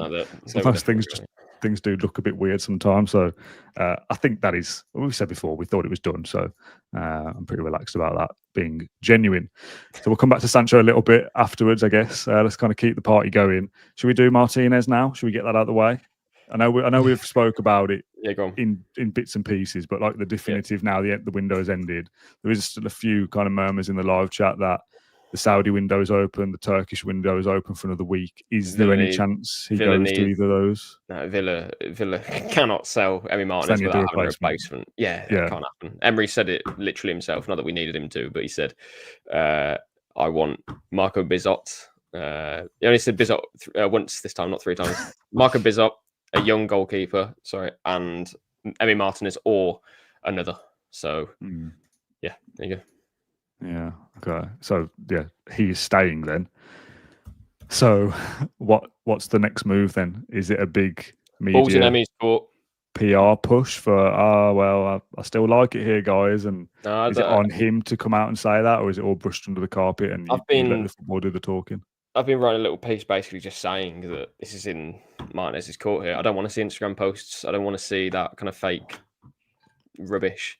He needs to stand up in the dressing room at Bodymoor Heath, apologise for disrupting the Palace preparations, but more importantly, he needs to now prove that he's concentrated, fully focused, fully committed to this season and making it potentially a historic season for Villa. This could be a season where we win a European trophy. And I know people will say, oh, we're never going to win Europa League. Well, that's a great attitude, isn't it? That's something which will never get us anywhere. We have to believe that we're capable of doing that. And if you ask me, are Villa more capable of winning Europa League with Emi Martinez on their side or not? It's with Emi Martinez on their side. So we need him. And frankly, he needs us as well to make this season a positive one. At 33 years of age tomorrow, he can't let this season just slip him by. And Marco Bizot's got the number 1 shirt and Emi's sulking and it's all a bit toxic. It doesn't have to be like that. It really doesn't. And I'd like to think that Martinez can switch his mind back on, fully concentrate on Villa after the international break and kind of win back the fans, I guess. I would say is that, again, I've said in the previous episode, players have wanted to leave Villa before and it hasn't happened and it hasn't been played out in front of the media or kind of in the public view, and fans will have kind of no idea about what lengths they may have gone to try and leave the club and it never happened, or maybe it did happen, but this one has been in the public, and I'm not excusing it 1 minute because it's not on, but at the same time, it was something we've reported for a while. Villa were essentially happy to let Emi go for the right price. Emi wanted to leave. It's come to a head on the final day of the window. He hasn't got the move that he wanted. To be honest, Villa were probably waiting for United to make the right bid for them that they would have been satisfied with. And everyone could have just moved on. That hasn't happened. But that doesn't mean this has to be a terrible situation from for now onwards. We need him to get his act together and to switch on and, essentially be committed just for this season. You can go next summer. That's fine. Yeah. Just we need you now. And again, I think it's Martinez's kind of personality and the way he presents himself. That can be powerful in a positive way for Villa. It can equally be detrimental, and it has to be the former. Yeah. There's a comment, John, can I ask whatever you're fiddling with, can you fiddle with something less noisy, please? You're bashing something off the table, I think, by the sounds of it, like a little... I always get a con of this, but I don't. It might be my drink when I get a bit passionate. That's all right. Just away from the transfers a little bit, a comment from Rod here, and there'll be others that have this as well. This season is close to a write-off. The aim now is to somehow get 7th if lucky. We're not winning anything with this squad. Now, bad season? Don't know. It's not. It's less than last year and less than the year before. So, but if you look at who Villa, just quickly, who Villa are competing against, I think that's where most people would probably place us as those 6 teams should finish above Villa. Do you know what I mean? So if you just quick, so Man City, Arsenal, Liverpool, and Chelsea, and then one of Spurs, Newcastle, maybe United. I know it's a bit of a mockery at the moment. Maybe another team, Forest, but Villa around 6th, 7th. So I don't think that would be a terrible season. But anyway, sorry. Now, again, context is around it. You finish 7th and win the Europa League, then it's a great season still because you've done the main job, really. The Europa League was the bit that you wanted. We spoke about this on the post-match show. There's some people thinking, relegation, blah, blah. Under Unai Emery, I think Villa are a top 10 team, pretty much guaranteed, obviously there's no guarantees in football. And then from there, if you finish 10th and Europe is 7th, points-wise, you're not far away from that. You're probably a handful of wins at best, 2 or 3 maybe. With 5 games to go, you're in that mix, yeah. Yeah, so. I am not writing off this season after 3 games. I think that's crazy. What if we win the next 3? And again, that sounds crazy because we haven't scored a goal yet, but football changes so quickly. You go to Everton and win 1-0, proper good away result. Oh, we all love it. Beat Sunderland. They've started well, but still Sunderland, right? They're probably going to be down there. All of a sudden, the mood is different. You've got Fulham at home. I'm not saying that we're going to do these things, by the way, but is that not the whole point of supporting the club, that you believe that could happen and you have to hope that it does happen? Yeah, you can be 12th in December last year and finish on goal difference outside of the Champions League. You could be dreadful under Steven Gerrard and Unai Emery gets you to 7th. That was 10 or 11 games in with 3. Over the course of a couple of seasons, we have 100-odd points and we're the 4th best team in England. That has not changed overnight. I do not believe we'll be scrapping around in 15th. Maybe the Europa League has a bit of a toll and we drop down from 6th to 8th and every so often we're 10th and then we're in the bottom half and then we go up again. It might change. I'm not expecting to be up there the whole season. But I also just can't get on board with this narrative that, the first 3 games were crap or the parts of them were crap. So, let's forget the other 50 games that we're going to play in. I just don't get that. You have to just go and support and hope things change. Yeah, I think it's because it's the start of the season and in a way, that means that those feelings are valid because we've had months to prepare for the campaign and there haven't been ideal months to prepare at all. But because it's the start, we have nothing to base the last few weeks off. We haven't scored this season. We haven't scored since we beat Tottenham. So since Kamara scored against Spurs, if you pressed pause there and said you won't score another goal until, maybe in September. So, it's mental. So, it's been a difficult start, but no, I'm not overreacting to that point. I'm concerned, absolutely, because this group of players are more than good, and we all agree with that. I think we're all concerned, we're all worried. But equally, I'm not going to kind of jump to the conclusion of we're going to struggle to finish in the top half, because that's exactly what we thought when we lost to Crystal Palace 4-1, and then we finished within goal difference of a Champions League position. Yeah. So things do change, and again, I'm not going to. Sorry, Dan, we're not playing the role of your opinion is invalid. It's absolutely not that whatsoever. We're all concerned and worried. If you offered everyone 7th place right now, in fact, let's play a little game. What percentage of fans do you think would not take 7th place right now? Ooh, Forget the Europa League, just 7th place. Just probably not many, because I don't think the Europa League, Really? the Conference League. No, not many wouldn't take it. yeah, as in like who would take? Yeah, Would take 7th. Sorry, I'm phrasing that made it- completely the wrong way. Yeah, I think the Conference League isn't exciting enough, really. Oh, it's Conference Europa League League. above that. It's Europa League, obviously, if you get the 5 positions. Good point. Okay, that changes things. I was just thinking Conference League. I think, all right, change the number. If you said Villa will qualify for the Europa League again next year, which means that you've not won the Europa League this year, but you're kind of forgetting that for one side a little bit. Just the league campaign was enough to qualify for the Europa League. It's been a long day. I think most would take that scenario, right? Because Yeah, you're at yeah. least in good Europe again. Yeah. Conference League's a bit where Champions League, and again, if you finished enough to finish in the Europa League, you're not going to be a million miles away from the Champions League either. So if you think Europa League's achievable, you're not a million miles away from thinking Champions League is also achievable, right? But there's so much the other way that is, well, 15th this season, can't do any better than that because we lost the first 3. Like, those people probably would snap your hands off for 7th because they think that we're going to finish well below that. Yeah. I still think we can put a good run together and finish around that area anyway. So would I just guarantee it now, John, or would I gamble on actually we might do better than that by playing out the season properly? Yeah, because I don't even know what I'm asking this question for, but anyways, you know what? Move on. I'm not actually sure what I'm talking about, but crack on. I was hoping you were checking your phone then and you had some actual news or something, but still nothing. No, I've I'm going to ask the question. When are you going to announce these players, guys? It'll be soon. I'm not worried. It'll be soon. It's just Right. gone 8. So, like, is it the 8 o'clock announcement? Is it on the hour at 8? Should I have a quick refresh of the? Still nothing. Okay, then let's carry on. What do you want to talk about, John? Obviously, I've been doing this live stream now for a long time, and I've had similar conversations with different people, which has been good, by the way. It's been good to get different opinions. If you are only listening to this on podcast feeds, the whole show is on YouTube still. It was 3 hours plus. Matt Kendrick, John Townley, you appeared earlier on as well. Dan Bardell, Max Stokes, and Matt Lynch as well have all given their opinions on the various talking points around Villa. So if you want to go to YouTube, go back and find that. But for this podcast, John, I've done a lot. What do you want to talk about? Players, transfers, tactics, personnel, whatever.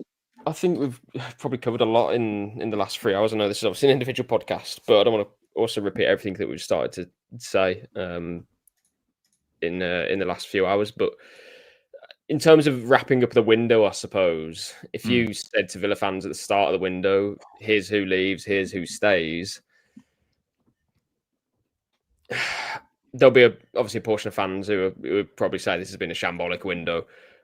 But I also think that because of how Villa have started the season, that's also an emotion that is amplified. Yeah, it's kind of like a byproduct of it. So I think if you remove results and performances and everything that you've seen, which I know is difficult, but if you just look at who's coming and who's left, we all expected Bailey to leave. We expected Buendia to leave, but he hasn't left. Ramsey's gone, and no one was really shocked when that happened, although it's frustrating. £40 million, I think we all agree, is a good piece of business, or 39 rising to 45. And then the players who have come in, again, we go through it. Harvey Elliott, Gesson, and Sancho for different reasons. I think, all exciting signings, players that can, certainly improve Villa. And I think they will do. Obviously, Lindelof is a body, and I think a lot of people will accept that. It's almost like Disasi. It's a player who will come in when needed, and much cheaper than Disasi. And then Bizot is an upgrade on the goalkeeper, and that's your incomings. And to that, I say, okay, maybe there's there is definitely we should probably add another player there who can offer pace and can beat a player and that sort of thing. I don't quite think we have solved that or brought that player in. I don't think we've quite replaced Bailey, essentially. Yeah, I know last season that's a low bar, but in terms of the profile of player and what he gave us the campaign before that. But then if you look at the outgoings, really, it's one player that last season scored one Premier League goal. Apart from that, it's really not much to be concerned about. So that's why I look at the window as literally incomings and outgoings. And I think it's been okay. If you then couple that with everything that has been thrown at Villa in terms of the rules being so restrictive, and the threat of penalties and sanctions if you exceed limits. I can't stress to the viewers, and I know we have all summer, so hopefully it's kind of, that's the point that we're trying to make. But as I said in the previous episode, it's very hard to have a conversation with people who know the situation or involved in the situation without talking about UEFA or the Premier League rules, specifically UEFA though. So again, if it bleeds onto this podcast, I'm sorry if it's been terrible to listen to all summer, but we can only convey the truth to you. That's all we'll ever do. So for that reason, I think it's been difficult. But if you just look at it in isolation, here's the players who have come in, here's the players who have left, or player really. I don't think it's been so bad as what people have made it out to be. If you then compare it to other clubs, you see Liverpool and Chelsea spending all this money, even Newcastle as well, and a few more. Then people get jealous of the money they've spent. But again, though, sorry to interrupt the Newcastle one specifically. I mean, forget Chelsea, Arsenal, Liverpool. We're not competing for them anyway. Whatever. They've lost Isak and they've spent money on the striker. I can't pronounce his name. Walter Marder, is it? Walter Marder. Big money, might be good, might not be. Sometimes maybe good, sometimes maybe not. Isak's good. He's good. So he's quite good, yeah. He's all right, isn't he? But do you know what I mean? Like, that's still a risk. What if that player does not adapt to the Premier League? Isak guarantees you X amount of goals. This guy might, absolutely. And that's a good window because they've spent money, but it may not be. That's the thing of transfers. That's why I'm never that concerned that this player's done, this club's done this or this has done that, just because we don't know yet. We'll judge that next summer. If Tottenham fly up the league from 17th or whatever it was to 3rd, the business they've done fantastic. It really worked out for them. Yeah. Maybe Villa do that. Maybe we bridge the gap from missing out on goal difference to getting straight up there, because Sancho is a man reborn under Emery, and Harvey Elliott is coming in and going, you know what, I'm going to stand up and be counted. I'll show you who I am. I've done well at under 21 level, but I'm a proper Premier League player for Villa now. Do you know what I mean? Like, we're so back. You don't know though, do you? And that's the conclusion. That's the hope of a transfer window. Like, you can't say so and so has done well or not. West Ham won the window. Oh yeah, how's that going for him from last season? It doesn't mean anything. So the proof will be in what the players do this season. We seem to have rectified some of the problems, and that's where the kind of downsides come for me potentially. That there's still problems. I think with the Martinez. Emi Martinez stays at Villa, right? You tell me that in May and I go, brilliant, I want to keep him. The way that he stayed leaves it weird, right? So that's still a cloud that Villa are going to have to deal with, and he's going to have to deal with, and we'll park that for now and see what happens. But you've kept your goalkeeper that we wanted to keep. Your defenders are all still there. You've got this great midfield that we rave about. Rodgers is still with us. Watkins is still with us. You say all that. Okay, Ramsey's gone, but you've brought in Sancho, Gesson, and Harvey Elliott. Marlon will now hopefully get more minutes. So that's the makings of potentially a good squad. So if it works out, Villa have done okay, I think. But you still look towards right back as a problem. Yeah. And I think. And this is where the financial rules come in, and people will be saying, you have to solve right back. And I do agree. Villa should have looked to bring in more depth there, but at the same time, they have looked in that position for a couple of windows, and for whatever reason, nothing's come off. But that's how the rules have restricted them. They needed to bring in attacking reinforcements. I think we can all see that we haven't scored.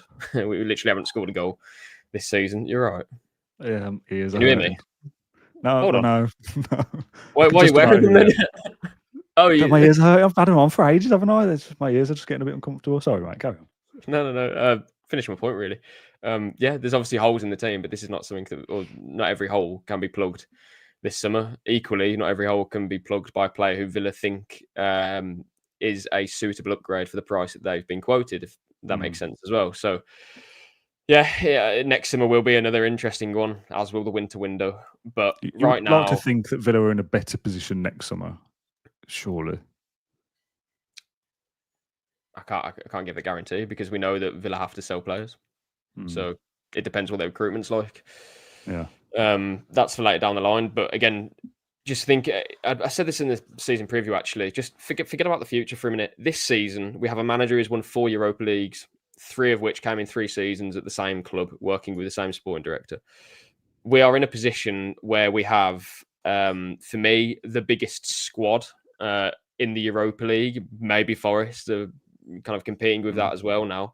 but they've signed quite a few maybe unproven players. I know Louise has come in and a couple of others who have done it in the Premier League, but ultimately there's a lot of new players to bring into a team and expect it to gel under a manager who may not even be there going forward, but we'll see. What we have is continuity and a manager who knows his players better than anyone else. Part of me thinks, well, is actually the continuity just stale?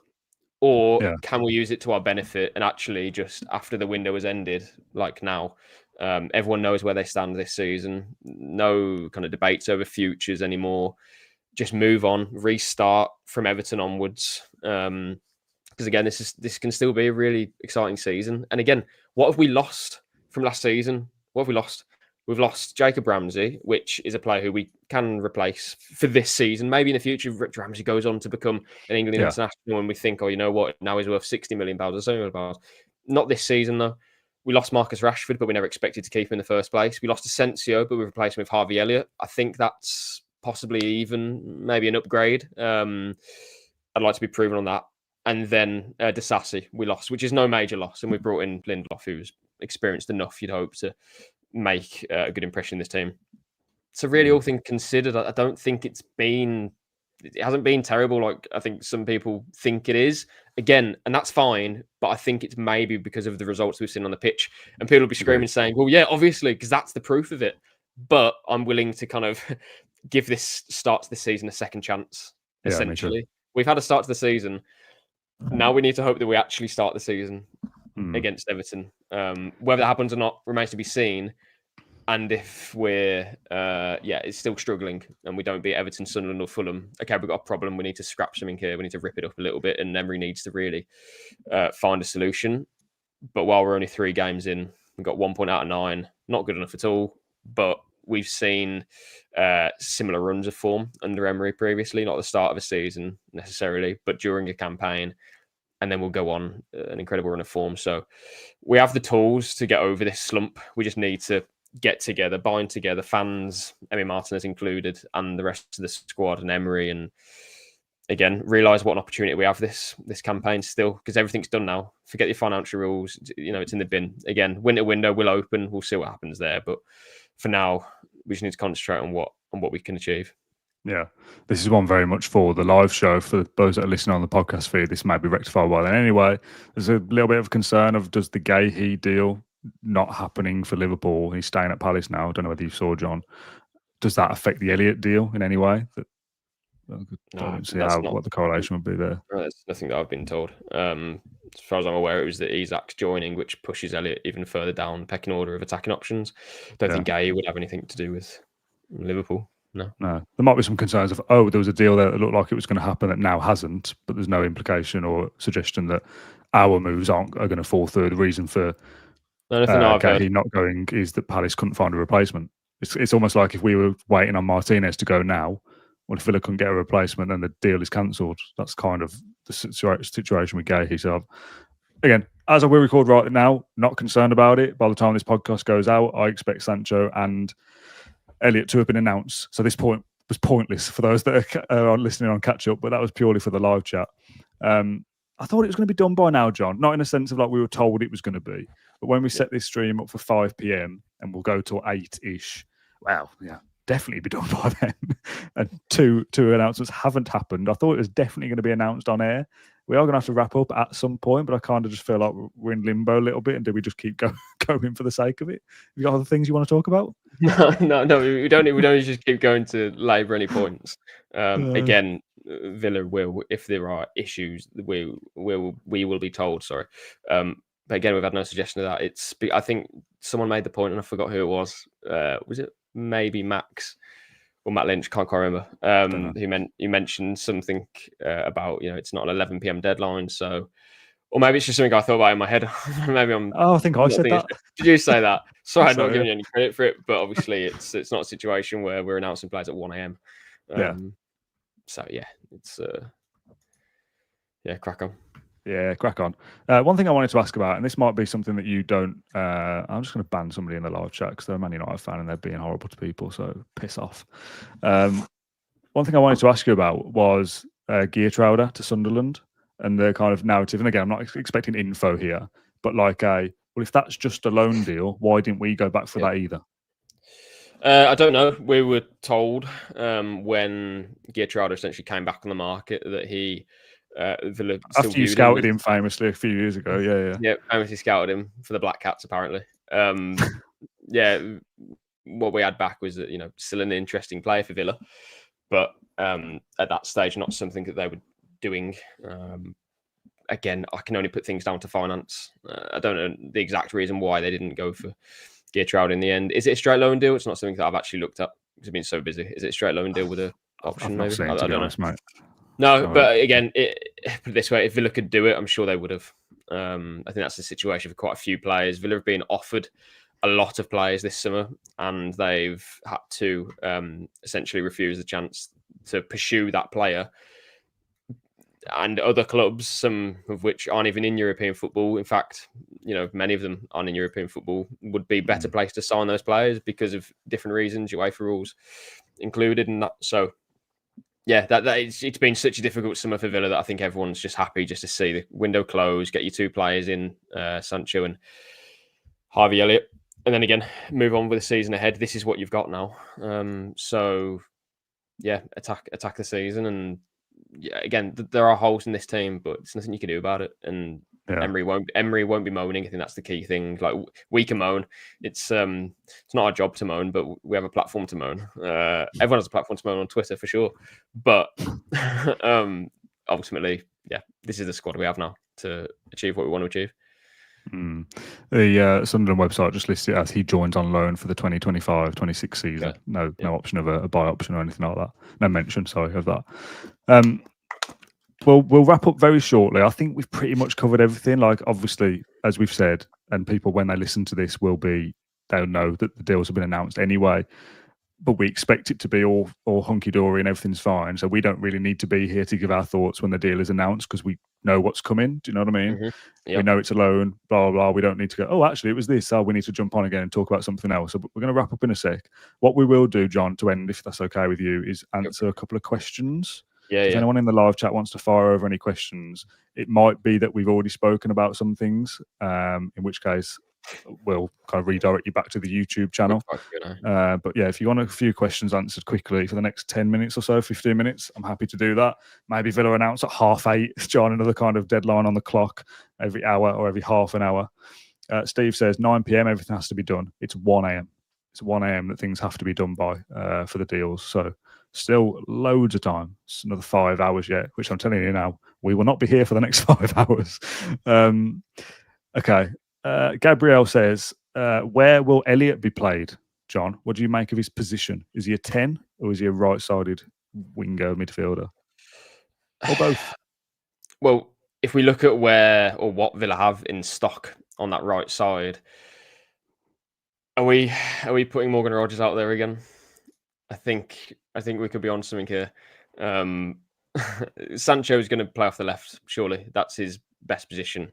Obviously has a relationship with Ian Maatsen from his Dortmund days. You also have in the middle players like Buendia. John McGinn can play quite versatile. He's a versatile player, sorry. For Harvey Elliott, I think his best position is as a number 10. I would say that he could play off the right, but at the same time, do we have enough quality around him to make that worthwhile? Do you know what I'm coming from here? Yeah. For me, I think you're right winger. You need something a bit different to Harvey Elliott, and it's going to be interesting to see how Emery works this. But right now, no, I don't know. I know that's a crap answer, to be perfectly honest with you, but we need to see what relationships are formed on the pitch. We talk about best positions, but ultimately, Morgan Rogers' best position is probably down the middle, but he can play off the left and off the right. And I think really it depends, again, what combinations is he working with there? Does he have good relationships? Asensio down the middle and Rogers off the right. I don't think many people liked that. Didn't quite have the right relationship on the pitch for that to work. Maybe Rogers will flourish off the right if Harvey Elliott's playing in the middle. I don't know. Let's wait and see. So what Emery has is he has options. But ideally, the answer I'd want to give there is, oh yeah, he plays here and this is what he's going to bring. But without kind of knowing exactly what we're looking at here in terms of a structure of the team, it's kind of difficult to assess right now. And I'm kind of a little bit concerned again that off the right side, who we got Marlon, obviously, as well. Player didn't mention, Gesson can do it, but seems to be playing more off the left, I think. Yeah. There's options, but there isn't a player that's cemented a position for me in any of those positions. You can say, oh, Rodgers will probably start most games, but where is his actual best position for Villa? That's a bit of a concern. So hopefully in the coming weeks, we can nail it down as, Harvey Elliott has to play as the number 10. Rodgers has to play in this position. Jadon Sancho must play off the left. That's what you want.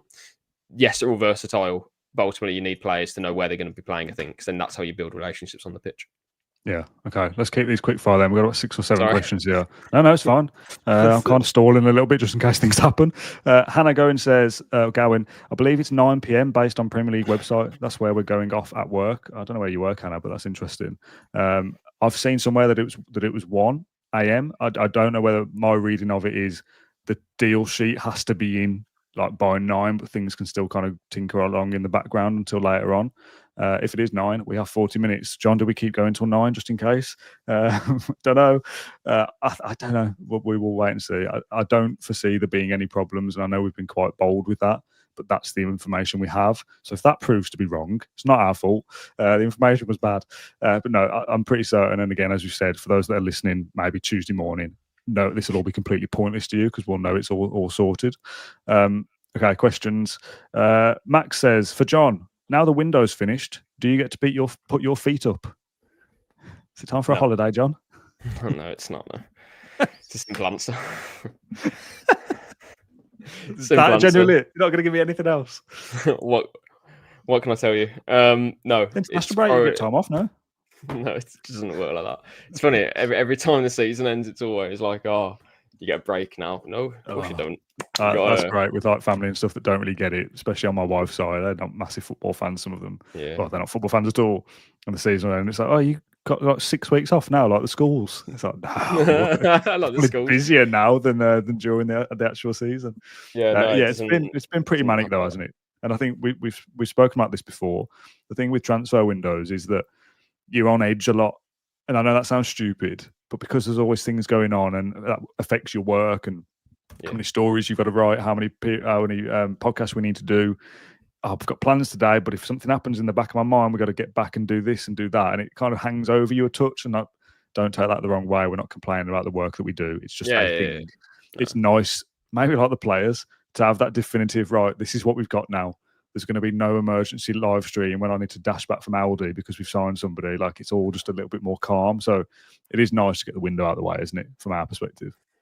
Yeah, it is. When the window's open, it can be quite exciting for a couple of days, and then your life wears off, doesn't it? Yeah, your life becomes consumed by it. You don't really have like days. You don't really have days off in this industry anyway. Anyway, this sounds like we're complaining. Not going to complain.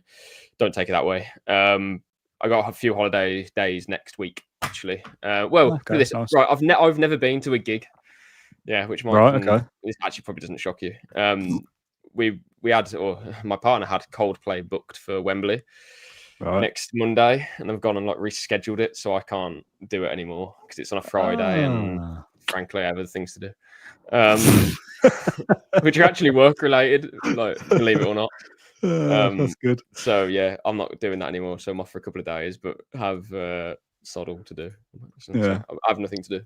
That's all right. You can say sod all, mate. Don't worry about that. Just again, a few people talking about like it's 9 p.m. for the deal sheets to be submitted. I think that's maybe where the confusion's come from. The deal sheet has been submitted for Villa, right? I've already done it.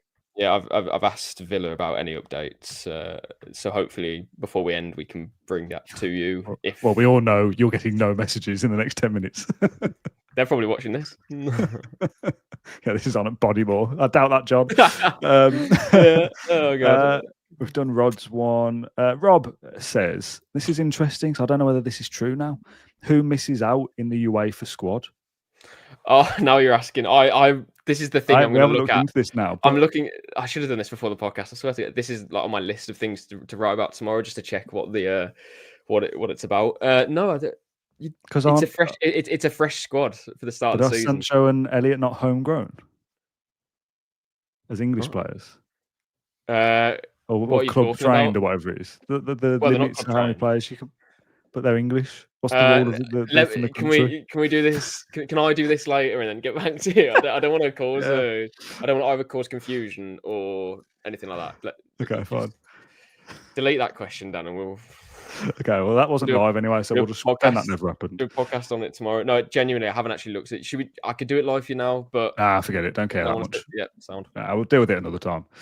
Dan says, was there any truth in the Diogo Costa talk? Diogo Costa talk. That was obviously an option that Villa had as a backup to Martinez, but as far as I'm aware, Lamens was would be the make weight for that, if that makes sense. So Martinez would have gone to Old Trafford, and then Villa would have gone for Lamens, but Lamens wanted United anyway. So that's to suggest that he would have turned Villa down. I don't think that would be true at all. But I mean, it's an interesting one, the whole United Martinez saga, because Lamens was always United's first choice. Martinez was the kind of a backup option. I don't know whether his agent was particularly pushing it that made it essentially sound more like United were going to go for Martinez in the end, but that was never really the case. They were always on Lamens, and the deal that they agreed was, for a pretty reasonable price. So it always kind of confused me a little bit in the last 48 hours or so. Messing around again. Sorry. Getting alerts, and it's from not the people that I want to get alerts from. Hope no one's watching. It's just suddenly an alert. Your mom there just texting you, how you doing, John? I haven't heard from you for a while. Mom, go away. Sorry. I think I answered that. Yeah, whatever. I'm done, to be honest, mate. I'm worn out. A couple more very quickly. Harvey says, does Martinez play at Everton? Lol. Tough call, maybe. Jesus, my mind went then. It would depend on the next Let's couple wait of weeks. and see. Yeah, that's really difficult. I think the fact that we can't give an answer probably says it's more likely a no. No, I'm not saying that. I'm just saying this probably speaks volumes that it's not even a foregone conclusion, if that makes sense. My guess, again, you know what? This is all up to Emi Martinez. Completely depends what he does when he comes back for international duty. Yeah, that would be my answer to that. If he does what I want him to do and we want him to do, he'll start against Everton because he's our best goalkeeper. If he comes back with a mood and an attitude and a personality that we don't want to see, then no. But again, we have no reason. Where do we go with this? We can't predict the future, essentially. Yeah. Okay. James says, will this episode be going out on Spotify? For those that are already listening to Spotify, yes. This segment, me and John kind of wrap up of the window, that will go on Spotify. For those that are listening to this, we did a 3-hour, and as it stands, 3-hour, 21-minute live stream on YouTube with Dan Bardell, Max Stokes, etc. If you want to go back and listen to their opinions on the things that John and I have spoken about, that's YouTube only. Just this section will be out on Spotify. And that should be Monday night, by the way. I will carry on working once this finishes. Still no official announcement from Aston Villa, so onwards we go. We've got one question left, and that will probably have to be the end. A simple one, or no, maybe not, from Joe. John, what is our target now? League, FA Cup, top 7, Europa League? Like, what do our ambitions change? Do our feelings change about what Villa can achieve this season? Sorry, mate. Sorry. Who is it? Wait. Who is it? You throw me off. Don't do that. So I'm going to be. The stream's going to take longer, and you're going to have to edit this now, aren't you? So I don't care. I'm leaving it in, mate. Wait a minute. When somebody's talking while you're writing and you write what they say, imagine you're texting and just going, "Who is it? Who is it?" Yeah. Sancho and who is it? Sorry, literally 10 seconds. It's a text. Ollie Mad has just also asked if this is going on Spotify, and I literally just answered it. Yes, it is, but only this last part. Not this part though. Christ, no one wants to listen to this. Right. Sorry, back. What was the question? Sorry. Rude, I know. Not good. Our ambitions for the season, John, are they any different? How do we feel about top 7, Europa League, FA Cup, etc.? Win the Europa League. You have Still to win the the Europa League. Yep, it's black and white for me. Win the Europa League. Ambition in the league, would be to compete for Europe. That is always going to be Villa's target. And sorry, just things. Right, Villa's target for the league has to always be compete for Europe. The the added bonus would be to compete for the Champions League, right? But I don't think we're in a position to do that right now. Certainly we haven't proved that. Europa League, compete for it. As I mentioned earlier, manager's won it 4 times with lesser resources than what he has at Villa right now. So there's no reason to suggest why we can't do it or shouldn't be able to compete for it. And if you can compete for it, then try and win it. That's the target. Yeah. Okay. Are these texts Villa related, by the way, or are you just? Yeah. No, I'm not. No. I'm just checking. Is it news you can share, or not? No. It's honestly, it's fine. Okay. All right. Fine. Just letting you know. You look like a man, John, that streamed for 3 hours. How have you handled it? Oh, I haven't streamed for 3 hours. Exactly. You look like you're all over the place. You're only 45 minutes. No, I'm joking, of course. Right. It's almost 8:30. There's a potential. We will wait till exactly 20:30 just in case Villa go, oh, yeah, publish. There we go. Let's have something. What I will say quickly, this is mainly for those that listen live to the whole thing. If you have listened to the whole thing, by the way, let me know, because I didn't expect anyone to, because it's been on a long time. Maybe you've had it on in the background when you've been cooking, or the fellow who's chipping up his driveway or whatever. Fair play to you. We had a couple of donations come through. I mentioned this earlier, but I'll do it now as we're wrapping up as well. I'm supposed to be doing a charity run on Sunday, but I've buggered my knees, so I'm not going to be doing it. But it's for my cousin's daughter, who is deaf. So we're raising money. She's 1 this week as well. But we're raising money for the National Deaf Children's Society. We've had £135 donated throughout the course of this stream. If you have enjoyed the show in any way and you want to support us as people rather than the podcast, I would really appreciate if you could donate. Absolutely no pressure whatsoever. £1 or anything would be greatly appreciated. It goes a long way to helping kids who are born deaf and getting their family support and whatnot as well. So a really great cause, and that's my get out for not doing the run this weekend, because I cannot. Lots of people watched or listened to the whole thing. That's really kind. Thank you very much for that. It's obviously been something that we've never done before. I don't think it's been done in the Villa podcast space before. Villa have just tweeted something. Got a notification. It's just Redmond going on loan to Wimbledon. I don't care. It's a late one. It's a late one for a championship, an EFL club even. Yeah, I don't care about that at all, to be honest. Doing something very different. I don't think this has been done in the Villa podcast world before, to stream for such a long period of time. You're okay, John? Yeah, late in the day. So okay. Crack on. Shall I carry on? Okay, good. Yeah. The premise was Sky Sports, right? How much are they going to talk about Villa tonight? Probably a little bit, because Sancho's interesting or whatever. But generally, you listen to a lot of crap that you don't really care about, and that's this show as well. But we have it's pure Villa for 3 hours, 3.5 hours, and that's been something different. So I'm not suggesting we do a weekly show like this every week, because I haven't got the stamina for it. But as a one-off, possibly in January, we maybe do the same again if popular. It's been good fun. Thanks to all the guests as well who took part in the live stream. Dan Bardell, Max Stokes, Matt Lynch, Kendrick obviously as well. John, you've done a shift at both ends of the show. I've been here for 3.5 hours with just 1 toilet break, would you believe, John? I've done pretty well, to be honest. But it's been good fun. So thanks everyone for tuning in. I am stalling now just in case anything happens, but it's not looking likely as of right now. We can't stay here forever. So John, have you got any kind of closing thoughts? No, I've messaged a few people and